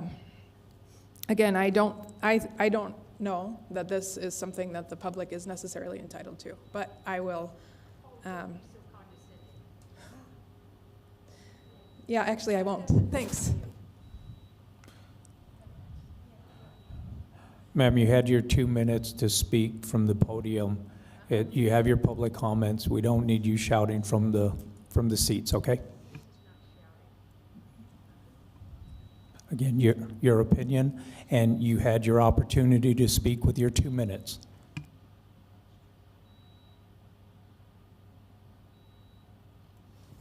Christine?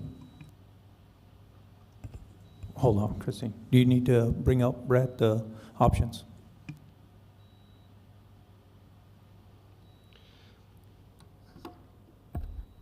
Thank you, Mayor.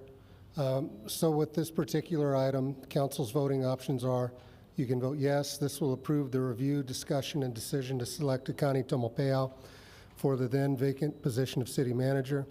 You can vote no, this will not approve the review, discussion, and decision to select Connie Tomopeau for the vacant position of city manager. As always, you can vote to amend, but this would require further discussion. And again, voting to table is not an option based on DOJ guidance. Christine? This is on the motion to approve Resolution 25-083. Councilor McClure? Yes. Councilor Matisse? Yes. Councilor Graham? Yes. Councilor Cran? Yes. Councilor Flores? Yes. Councilor Bencomo? Yes. Mayor? Yes. Next item at 3.4, resolution number 25-084, 8.4, a resolution to cure and ratify the Las Cruces City Council's prior and valid decision and decision to seek candidates for the vacancy of position of city manager from an internal pool of candidates and to appoint Ikani Tamopayao to the office of city manager, thereby approving and ratifying both his selection and employment agreement. Move to approve. Second, Graham.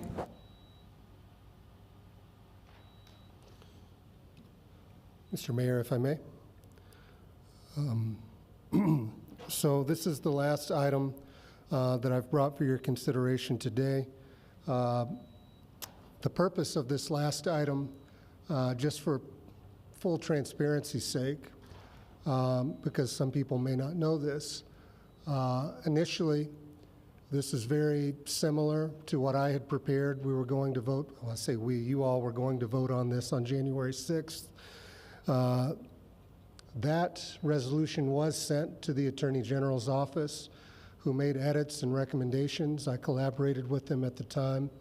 The reason it was not voted on January 6th is that on the preceding Friday, the AG's office contacted the city and let us know that even after making edits and recommendations to that action, that it was not acceptable, which is fine. We have since then, as you've all seen, taken portions that are very similar to the items identified or the actions identified in this item and split them into separate resolutions, which is ultimately what the NMDOJ preferred. I do want to state for everyone's knowledge and information that every item that has been brought before this governing body today has been reviewed by the Attorney General's office, including attachments to those items, and were deemed to be sufficient by the New Mexico Department of Justice. So with that said, in summation, the NMDOJ, made findings that the City Council failed to decide the scope of its city manager search and appears to have engaged in a presumed rolling quorum. And before anyone asks, yes, all this language was vetted by the AG's office. That the closed session to narrow the candidate field violated the Open Meetings Act, and that the City Council's closed session to select a city manager violated OMA. You all have taken votes on those items already here today. What I would ask you all to do now is have a final discussion as to whether you wish to cure and ratify all prior invalid actions as identified by the Department of Justice pursuant to a public and open vote by a majority of City Council. What I would ask you to do, again, finally or lastly here today, is to have a discussion as to whether you wish to cure and ratify all of the issues identified by the AG's office, which include items that you've already taken votes on, which are limiting the scope of city manager to internal candidates only, narrowing the candidate field to 3 internal finalists, namely Ikani Tamopayao, Sonia Delgado, and David Cedillo. Selection of Ikani Tamopayao as the city manager for the city of Las Cruces, and the terms of Mr. Tamopayao's employment contract that was previously approved in an open meeting on or about April 1st, 2024. All right, thank you, Brad. Councilor McClure. Do you just wish that we say that? What are we going for here? So what makes this, Mayor, Councilor McClure, what makes this item somewhat interesting is that everything included therein are items that you all have voted on today, correct? This was the AG's preference. The whole point of this final action would be to cure and ratify every invalid decision or action as identified by the Attorney General's office. This was their preference, but in taking this final vote, this council either will cure and ratify all of those concerns that the AG identified as of today, January 13th, 2025, or it will not. like I said, I recognize that this final action or this final item may be a bit redundant, arguably, but this is the format that the AG's office preferred, and in the spirit of collaboration, cooperation, and accountability, I've brought this item to you. I guess in a nutshell, maybe the simplest way to think about this item is that this will be the final curing and ratification of anything and everything identified by the AG.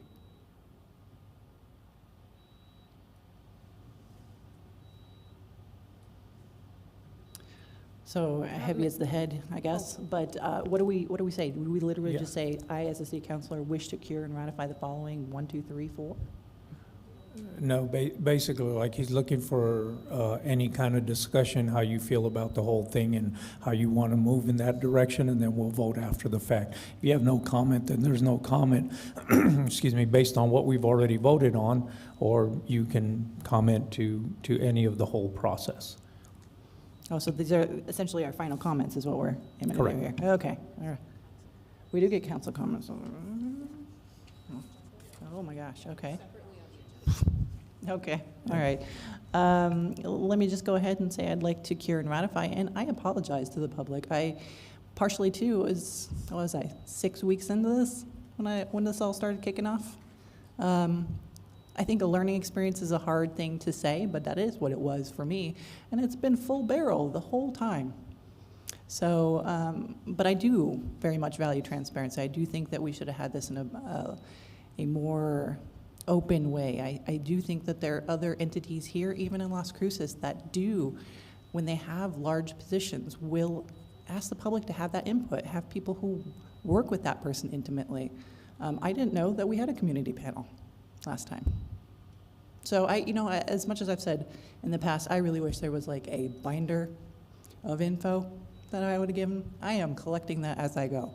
So I hope to do better, and still appreciate your guys' faith. Thank you. Councilor Matisse. Thank you. And on that last statement, I hope to do better as well. On my previous vote, I feel that I've had 9 months, and I just want to share with a public comment. What's the character? What was the overall reason why I chose and my ranking with Connie? Well, it's actually come to reality that in the 8 or 9 months that I've been dealing with this city manager, just as the other candidates, because I also have dealings with both of them, his response has been fantastic. In other words, a city councilor has a lot of problems going on in their district, from pack of dogs, sinkholes, you name it, things happen. And when a resident who voted or didn't vote for me, I'm not loved by everyone, but if they contact me, it is my job to respond and to take care of that issue. But without the help of a city manager, the city clerk and other staff members, I can't get that done.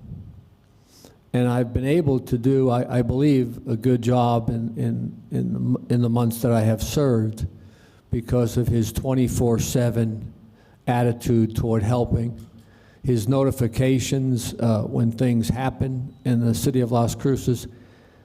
And during the interview, he also hit on a chord that the reason I ran again for city council. I mean, I was having a nice, relaxed life. I didn't really need to do this, but I am upset with the crime and the issues and the problems that we have in the city of Las Cruces.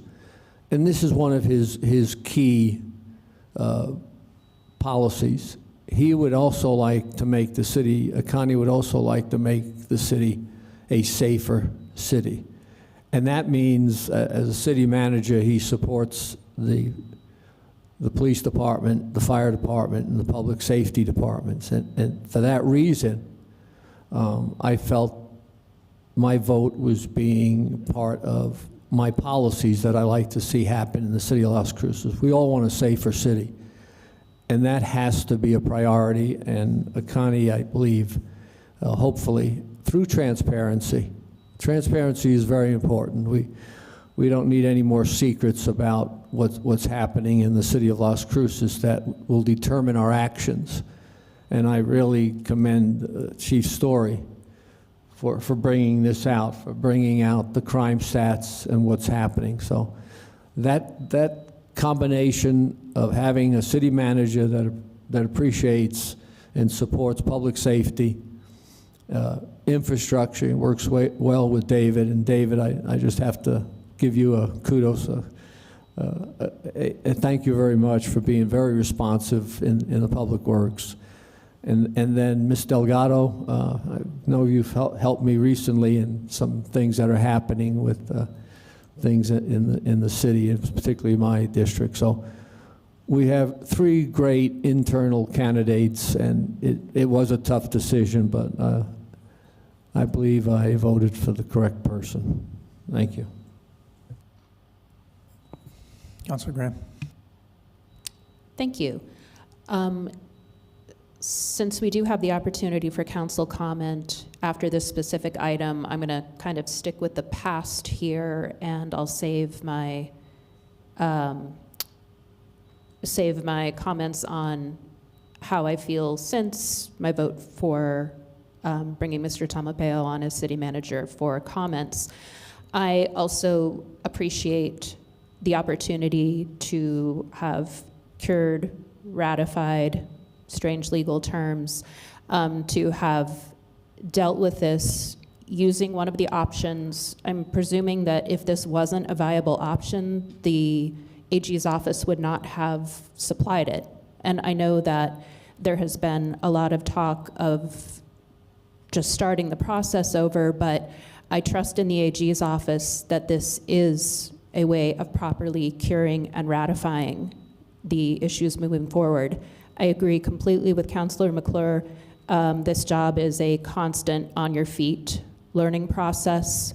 I have learned from this process, and while I, like Mayor Pro Tem Bencomo, pray that I will not be involved in another city manager hiring decision in my time left on the dais, it has certainly driven home to me the importance not just of transparency, but of public perception of transparency.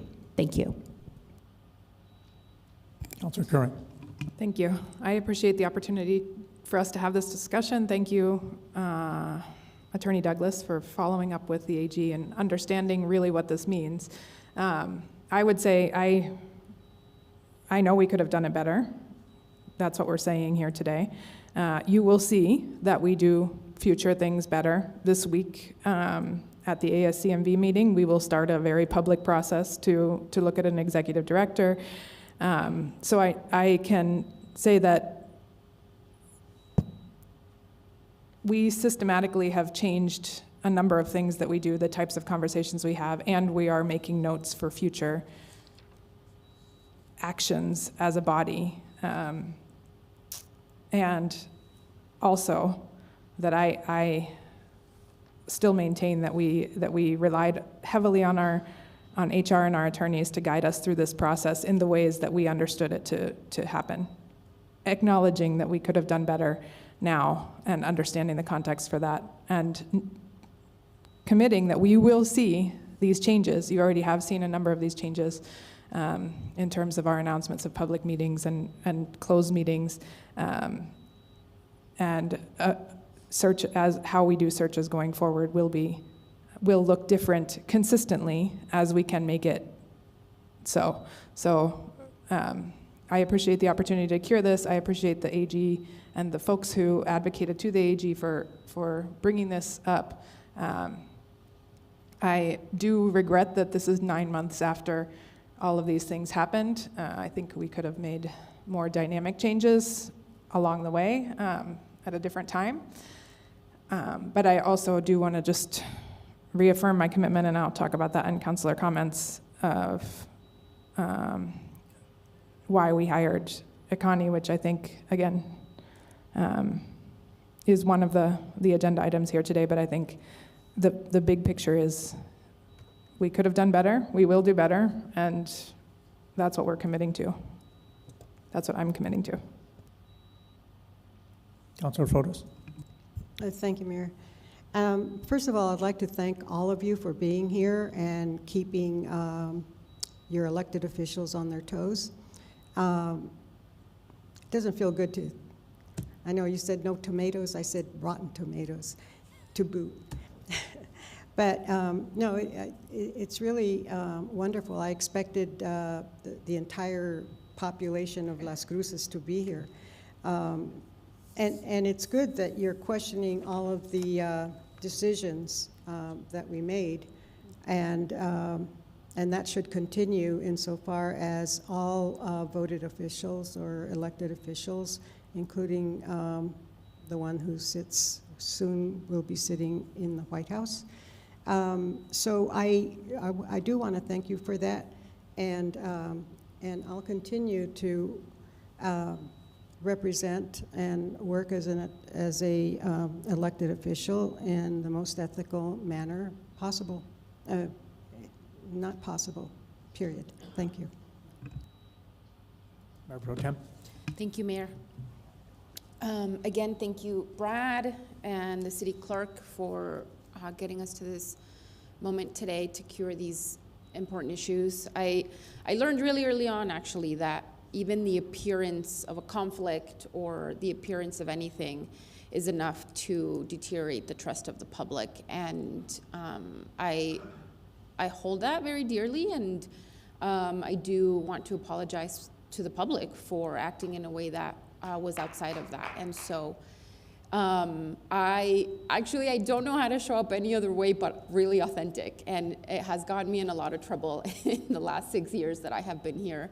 I will continue to do that. Again, I truly hope that in the last 3 years of my term, I don't have to go through another city manager hiring process, and that in the very, no, I'm not even gonna say it because it's not gonna happen. It's just not gonna happen. But I think what this has really taught me a lot of things as well about OMA, and always appreciate an opportunity to learn more about a pretty complex issue that I think for a long time I felt was pretty clear. It was pretty clear cut to me, and that's obviously not the case. And so I do want to say that. I also want to apologize specifically to Ikani, David, and Sonia for having made decisions that put you in this situation 9 months later. And I honestly couldn't be more grateful for the three of you, for all of you, for JC, for all of you up here, and everyone in the city who are the truly, I've said this before, we come and go. There are dedicated public servants who work in this building and outside of this building every single day. And to them, I want to just express my sincerest gratitude and an apology to those employees as well for having caused several weeks of confusion about the functions of government. And so I will leave it at that. I will have additional comments to make as well in my public comment section, but I'll leave those for then. Thanks, Mayor. Thank you. Yeah, I just want to mention that I do want to cure and ratify this process. I'm in favor of that. Can we learn from it? Absolutely. Can we do better from it? Absolutely. But I just want to sincerely thank you, Brad, and your team for working with the AG to ratify this, to cure this. I know it was 2 rounds. I know it was 2 separate attorneys that you had to deal with in order for that to come through, and I appreciate all your hard work on it.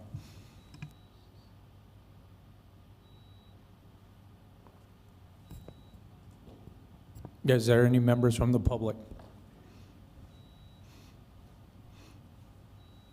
2 minutes. Lynn Moorer, there's a long list of questions you have not yet provided an answer to. I hope you're all planning to jump in and do that here in your last comments. Why haven't resumes been provided? All you're talking about turning over a new leaf, it's all a little too little too late with respect to this process today. What was the extent of the council's research in coming up with the salary and benefits package offered to Mr. Toma Piao? Which other municipalities did the council examine as a comparison? What are the various options of terms the council considered for the employment agreement with Mr. Tama Piao? What was the salary range the council considered? $216,000 is the same salary paid to the previous city manager, Ifo Pili, who, according to news reports, stated that his salary in Las Cruces must match what he had been paid by Eagle Mountain, Utah, for activities that included various responsibilities additional to the city manager responsibilities. In light of this, how can this same amount, $216,000, be justified for the new candidate? We look forward to hearing your answers today to these questions, as well as to all the other questions posed to you in today's meeting. Each question is directly relevant to responsible decision-making in selecting and hiring a person to fill the top administrative position in the city of Las Cruces. Moreover, the monumental salary and benefits package the council is considering awarding Mr. Tama Piao requires full vetting, explanation, and justification. I ask that you provide answers to all of these questions. If you don't, our concern will be substantiated that the City Council isn't actually carrying out full deliberation, careful deliberation deserving of this particular job. I urge the council to vote no on this resolution, then restart the selection process from the beginning. That Thank will you for be your far time. healthier for the public good. That Thank will you. be far healthier for the public good. Thank you That for will your be time. far healthier for the public good. Thank you. Thank you for your time. Any other members of the public?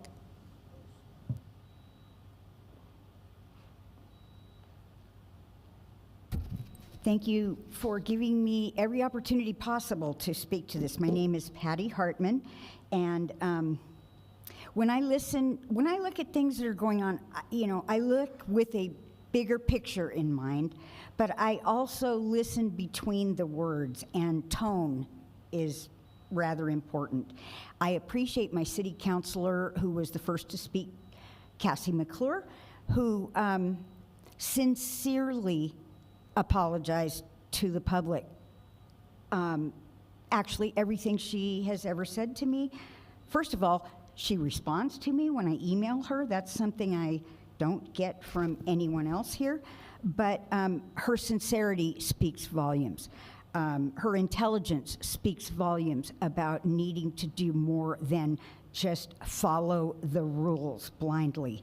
What I hear from several is the defensiveness of your positions. And so while I appreciate your actual apology, Councilor Bencomo, I'm wondering what's going to be different. I'm hearing, oh, you're going to see differences right away. I agree with Ms. Moore that this was not really a process. This was just a kind of a defense of what you did and why you did it, and why is the public here annoying you with trying to change your minds or get something juicier. No, we're here in the name of public process. And I think we need to have some serious considerations about what public process means. Thank you.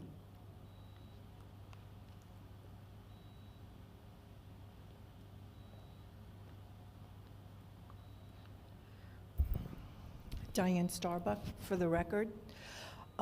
It's been clear to me that listening to this whole thing that apparently there is no standard process to hire a city manager, and that you rely on what's done in the past.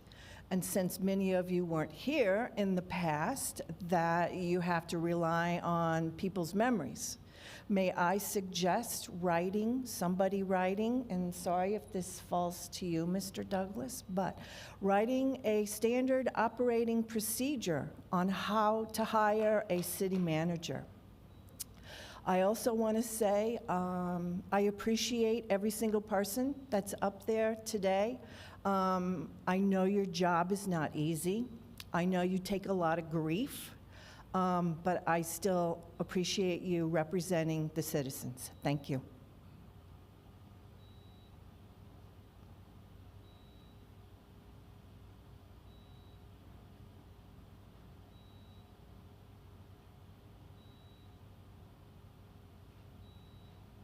Okay, Mr. Douglas.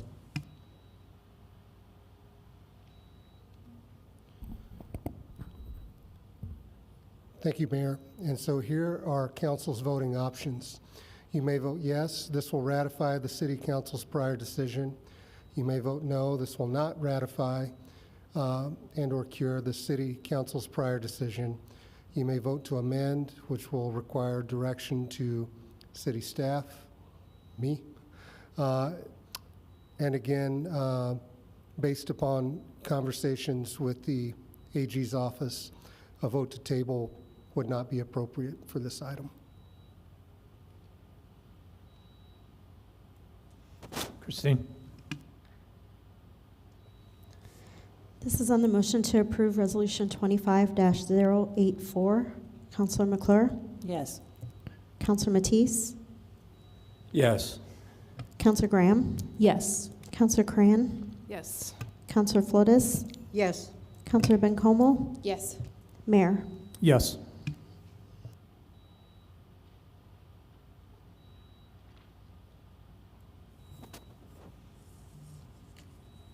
Oh, thank you again, Brad. And next, we have city council comments. Councilor McClure?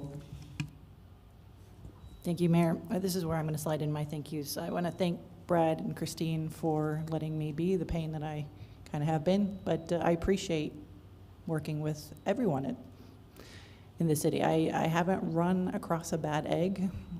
Maybe in 3 years I still will, who knows? But I get a sense that everybody's genuinely doing a good job and cares about the city that they work for. I also want to say, too, for the record, that as much as I object to the process, I haven't had problems with Akani in the time that I've been here either. He's been very forthcoming in working with me and helping the constituents in my district.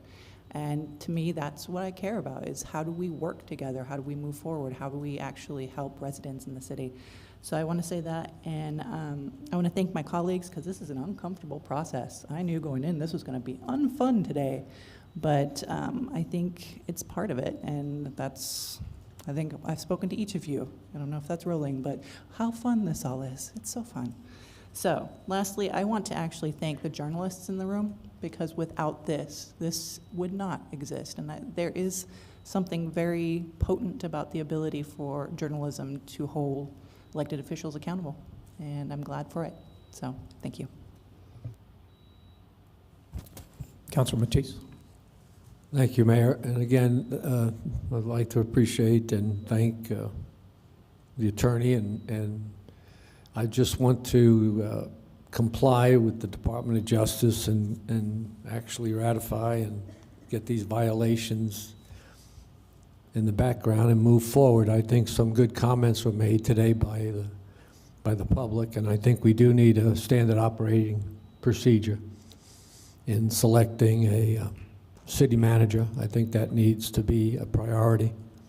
I also think, in hearing from Barbara Bencomo, I think it's important that we do have transparency and have panels that will review in that standard operation procedure. There needs to be public involvement in selecting a city manager. So if we could actually get that done, I think that would show the public that we do want to change, and we definitely want to avoid any future violations in the future. And again, I believe Connie has done an excellent job, and I hope he continues. Thank you. Councilor Gray. Thank you. I will get to my official thank yous, but just to riff a little bit and think a little bit. I follow the Pew Charitable Trust's research on government writ large pretty closely, and trust in public institutions is at an historic low. And I don't think that I understood that so deeply until I took office.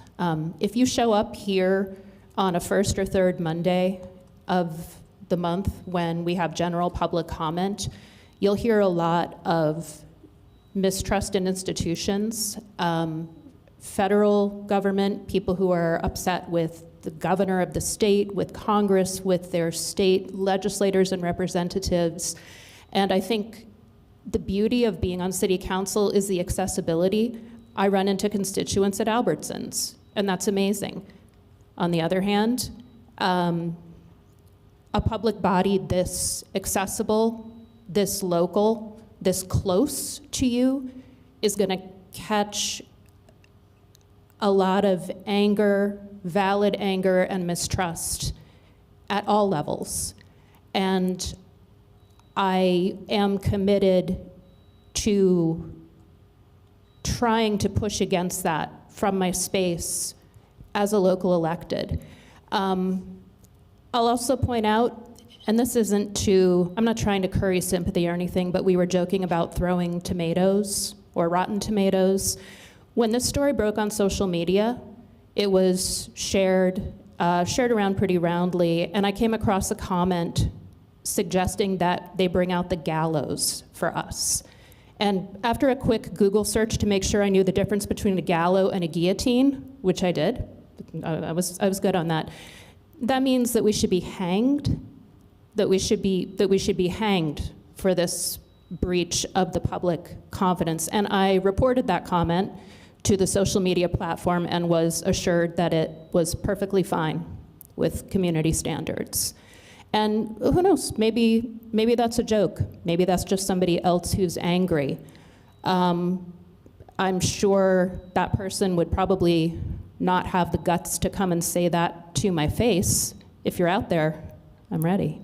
But that is the reality of being a small part of a much larger suite of government institutions.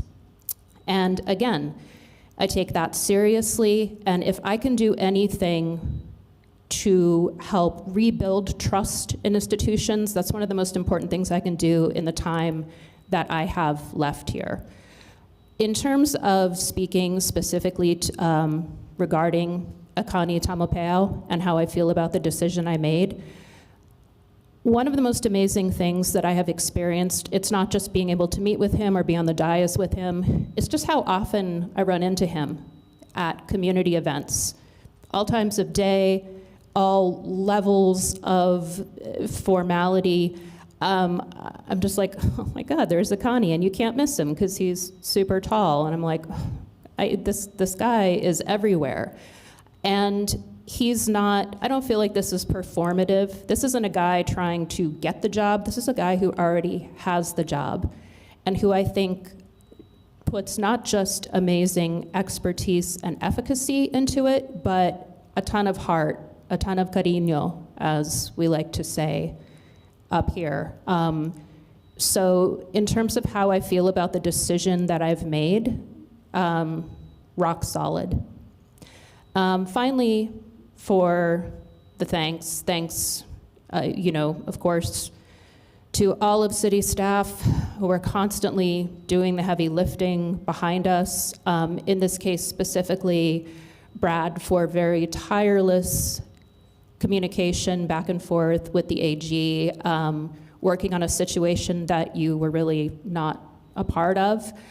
And then especially to Christine Rivera, our amazing city clerk, who again, because she's accessible, because she'll answer her phone, because she'll respond to emails, I think gets a lot of often unfair blame.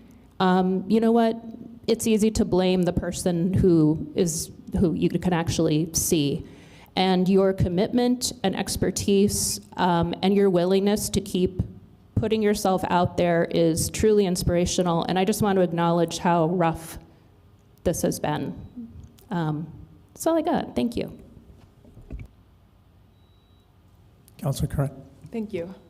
I second Councilor Graham's last points, but also her prior points. Thank you for all that you've done, and Brad, thank you for navigating this as you have. We rely on our attorneys to advise us, and I appreciate you doing so in this situation. I think a lot of what's been said has already been said. I think I'm going to talk about the things, in part because mistrust, of course, assumes a lack of diligence on the part of everyone, and I want to get to those questions. Things like, how did we decide on the contract? We took the prior contract as a variable. We took city salaries provided by HR as a variable. We also looked at neighboring municipalities, people within them. Albuquerque, El Paso, Santa Fe, Tucson were among the places that we examined, both whether they were strong or weak mayor cities, which is an important variable in what salary the city manager is paid, because in some cases the mayor is the person who's making those decisions, as is not the case here, and managing the city. So we looked at a number of variables. I understand that public mistrust means that you assume that we didn't. So those conversations did happen, as well as an understanding of what the national standards were for city managers, and there's a lot of data and research related to what kinds of things city managers have within their contracts, especially given that they're in political positions that can be hired and fired at the whims of a body like ours. So to that question about our diligence in those conversations, those were part of our conversations, and that didn't come up in our discussion earlier, so those things did happen in the last of our meetings. And prior, I had been researching all of these things prior to that conversation. So, and then to the other question about why and I think that this to me is why I feel particularly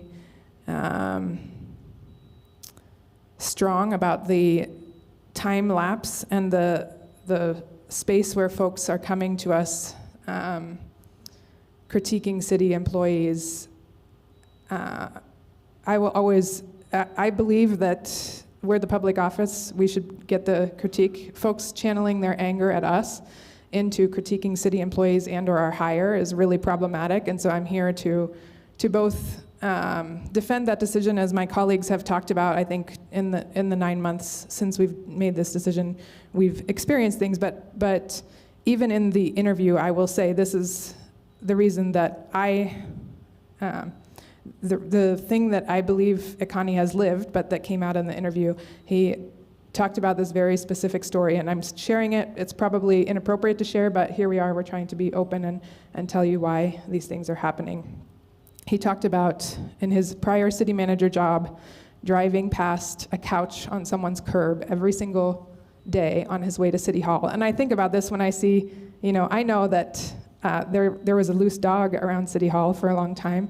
And thankfully, our animal control officers knew the whole story and told us when I called to complain about that dog, that loose dog, right down the street here. So Ekani told this story, and I'm telling you this because I think if you're wondering what our thinking was, and again, mistrust means perhaps not understanding what's in our minds, and I understand that comes from that place. Ekani talked about this couch sitting on the curb right outside of their city hall at the place where he was previously city manager, and driving by every day and going to work and thinking, man, I hope solid waste does something about that. I hope someone's paying attention. Is that going to be recycled? 1 day, 2 days, the next day. And then after several days, I don't remember exactly how many days, he realized that he was the person that should do something about it. And that highlighted his management approach, which was, if you do something going above and beyond your job expectations, I will always have your back. And I think sometimes in city government we can be staid and and always think about something being someone else's job. And I myself have been guilty of that, as I said, when I called animal control about the loose dog. that was an extraordinarily powerful anecdote. In addition to all the other HR-related things, the qualifications, our experiences with staff, many, and all of the interviewees told us stories that made us understand who they were and how they would be city managers. And so those conversations were very powerful. Again, it was an extraordinarily difficult decision, but we did use the resources that we had from human resources, from our city attorney, our meetings, our conversations, and tried to make the best decision that we possibly could in that context, using a range of inputs from a whole bunch of different folks. That said, I understand that we didn't do the best that we could in public meetings. And as I said, you can judge us by our actions as we move forward in this context, beginning with this week. So as we begin a search for whatever kind of search we're going to have for a new executive director in the ASCMB, which is a parallel but separate position as a JPA. I say all of this to make transparent my thinking, and usually when we talk about our own thinking and our own feeling from here, it's something that we get hundreds of emails excoriating us about afterwards, so I embrace those excoriations as they come. But I think it's also part of what you all are asking for, and so I understand that ask and that context. All of that said, I appreciate very much, as has already been said, the folks who have worked to rectify this, and the folks who brought it forward and continue to demand that we rethink the way that we did this and the way that we do things in the future. And it's been absorbed. We feel it, and we have experienced it, and we are committed to working forward as that goes. So. Councilor Flores. I again want to thank all of you for keeping local government on its feet, and I hope you do the rest with the state and the federal government. I think you're all very well informed and care about democracy, care about what the government has to do for you, but you've done a lot for us to bring this to our attention. And Happy New Year. Mayor Pro Tem. Thanks, Mayor. I wanted to speak publicly about a couple of the issues that I saw with this process, and I waited till the end because I wanted to honor the process that was laid out in front of us by the DOJ, ultimately knowing that coming into this, I knew that whatever I said was going to be filtered through a lens that would paint me as defensive, that would paint me as dismissive, whatever, and because I'm used to it. I think I up here, I get emails pretty consistently about the way that I physically show up, what I wear, that I joke with the mayor, that I don't say hi to you at Pilates, you know, those things come up quite often, the sort of criticism outside of the scope of my job. So I'm pretty used to that, and I knew coming into this that would be similar, which is why I carefully thought about what I wanted to say, but wait until the end because I do want to honor the process and cure a mistake that was made. I think the concern that I have that I hope to write to the DOJ about is ultimately the process that took 9 months that allowed for this to become a referendum on the current city manager, a person who had nothing to do with the decision that was made at that time. And that's what that became, and I think that that's pretty disruptive to the functions of government, and I would hope that another government entity would have seen that and perhaps rethought the second recommendation that they made. Because I think them having turned around as quickly as they did for Bernalillo County, by the way, who had a very similar complaint around the same time, and their determination, that turnaround was pretty quick. Perhaps that second one could have been like a recommendation that was very valid. I think 9 months later feels like it placed the burden of guilt on the current city manager when the guilt and the responsibility is to this governing body only. And so I have some pretty serious issues with that I'd like to understand a little bit better. I think the other thing that to me felt at odds was the lack of legal discernment between a malicious intent to keep the public out and a failure of our internal checks and balances, which is ultimately, I think, what happened, which is why I agree that there should be some sort of layout for future city councils on the best practices for hiring a new city manager, something I actually brought up to the oversight committee last week as well. And so I think there's a lot of ways to grow here, and I think there's, I think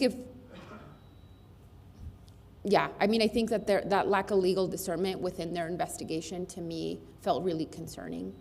And then the last thing I will say is that there was some unresponsiveness that I hoped would have been different. The DOJ is a big department, and I know that they have a lot of things going on.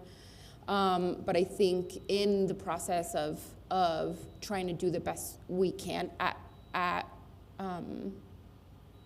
curing this and getting to the mission of what this determination was about, I would have hoped that there was a little bit more responsiveness and less conflicting guidance from the Department of Justice. I also lastly want to thank the Bulletin for their diligence in this and bringing this forth, and for the folks who are committed to public transparency. I think that's very important. Thank you. My only other ask to those journalists would be that you do not let misinformation go rampant, and that is also a responsibility that we have in this moment, to make sure that the public understands what has happened and what happened here today. That is it. I do want to thank the city manager, Mikani Tamipau, for his work 24/7. He has sacrificed time with his family. He moved his family. He built a team. It's pretty blood, sweat, and tears type of job, and I couldn't be more grateful for the kind of leader that I get to work with every day. And not just him, but all of you, my colleagues as well, for engaging in this conversation thoughtfully, and I thank you. Well, thank you all again for being here. As elected officials, we're elected to do a job, and we did our job. And we do what's best for the city. It's not in any way to be deceitful or malicious. We wanted what's best for the city, for the organization, so that we continue to grow and move forward. Adversity, difficulties, challenges, scrutiny, it's going to come our way, and we understand that. And I thank council for sticking together, being professional, as Councilor Coran said, rowing together for the betterment and becoming a team. And that's what we've worked on in the past year, and Ikani has been a big part of that, creating that team so that we can move forward. With all those challenges and difficulties, can we learn from it? Absolutely. Can we get better? Yes, we can, and we will prove that with our actions, because we're here to do a job for the city of Las Cruces and make it a better place for all. So thank you all for being here today. Move to adjourn. Second. This is on the motion to adjourn the meeting. Councilor McClure? Yes. Councilor Matisse? Yes. Councilor Graham? Yes. Councilor Cran? Yes. Councilor Flores? Yes. Councilor Bencomo? Yes. Mayor? Yes.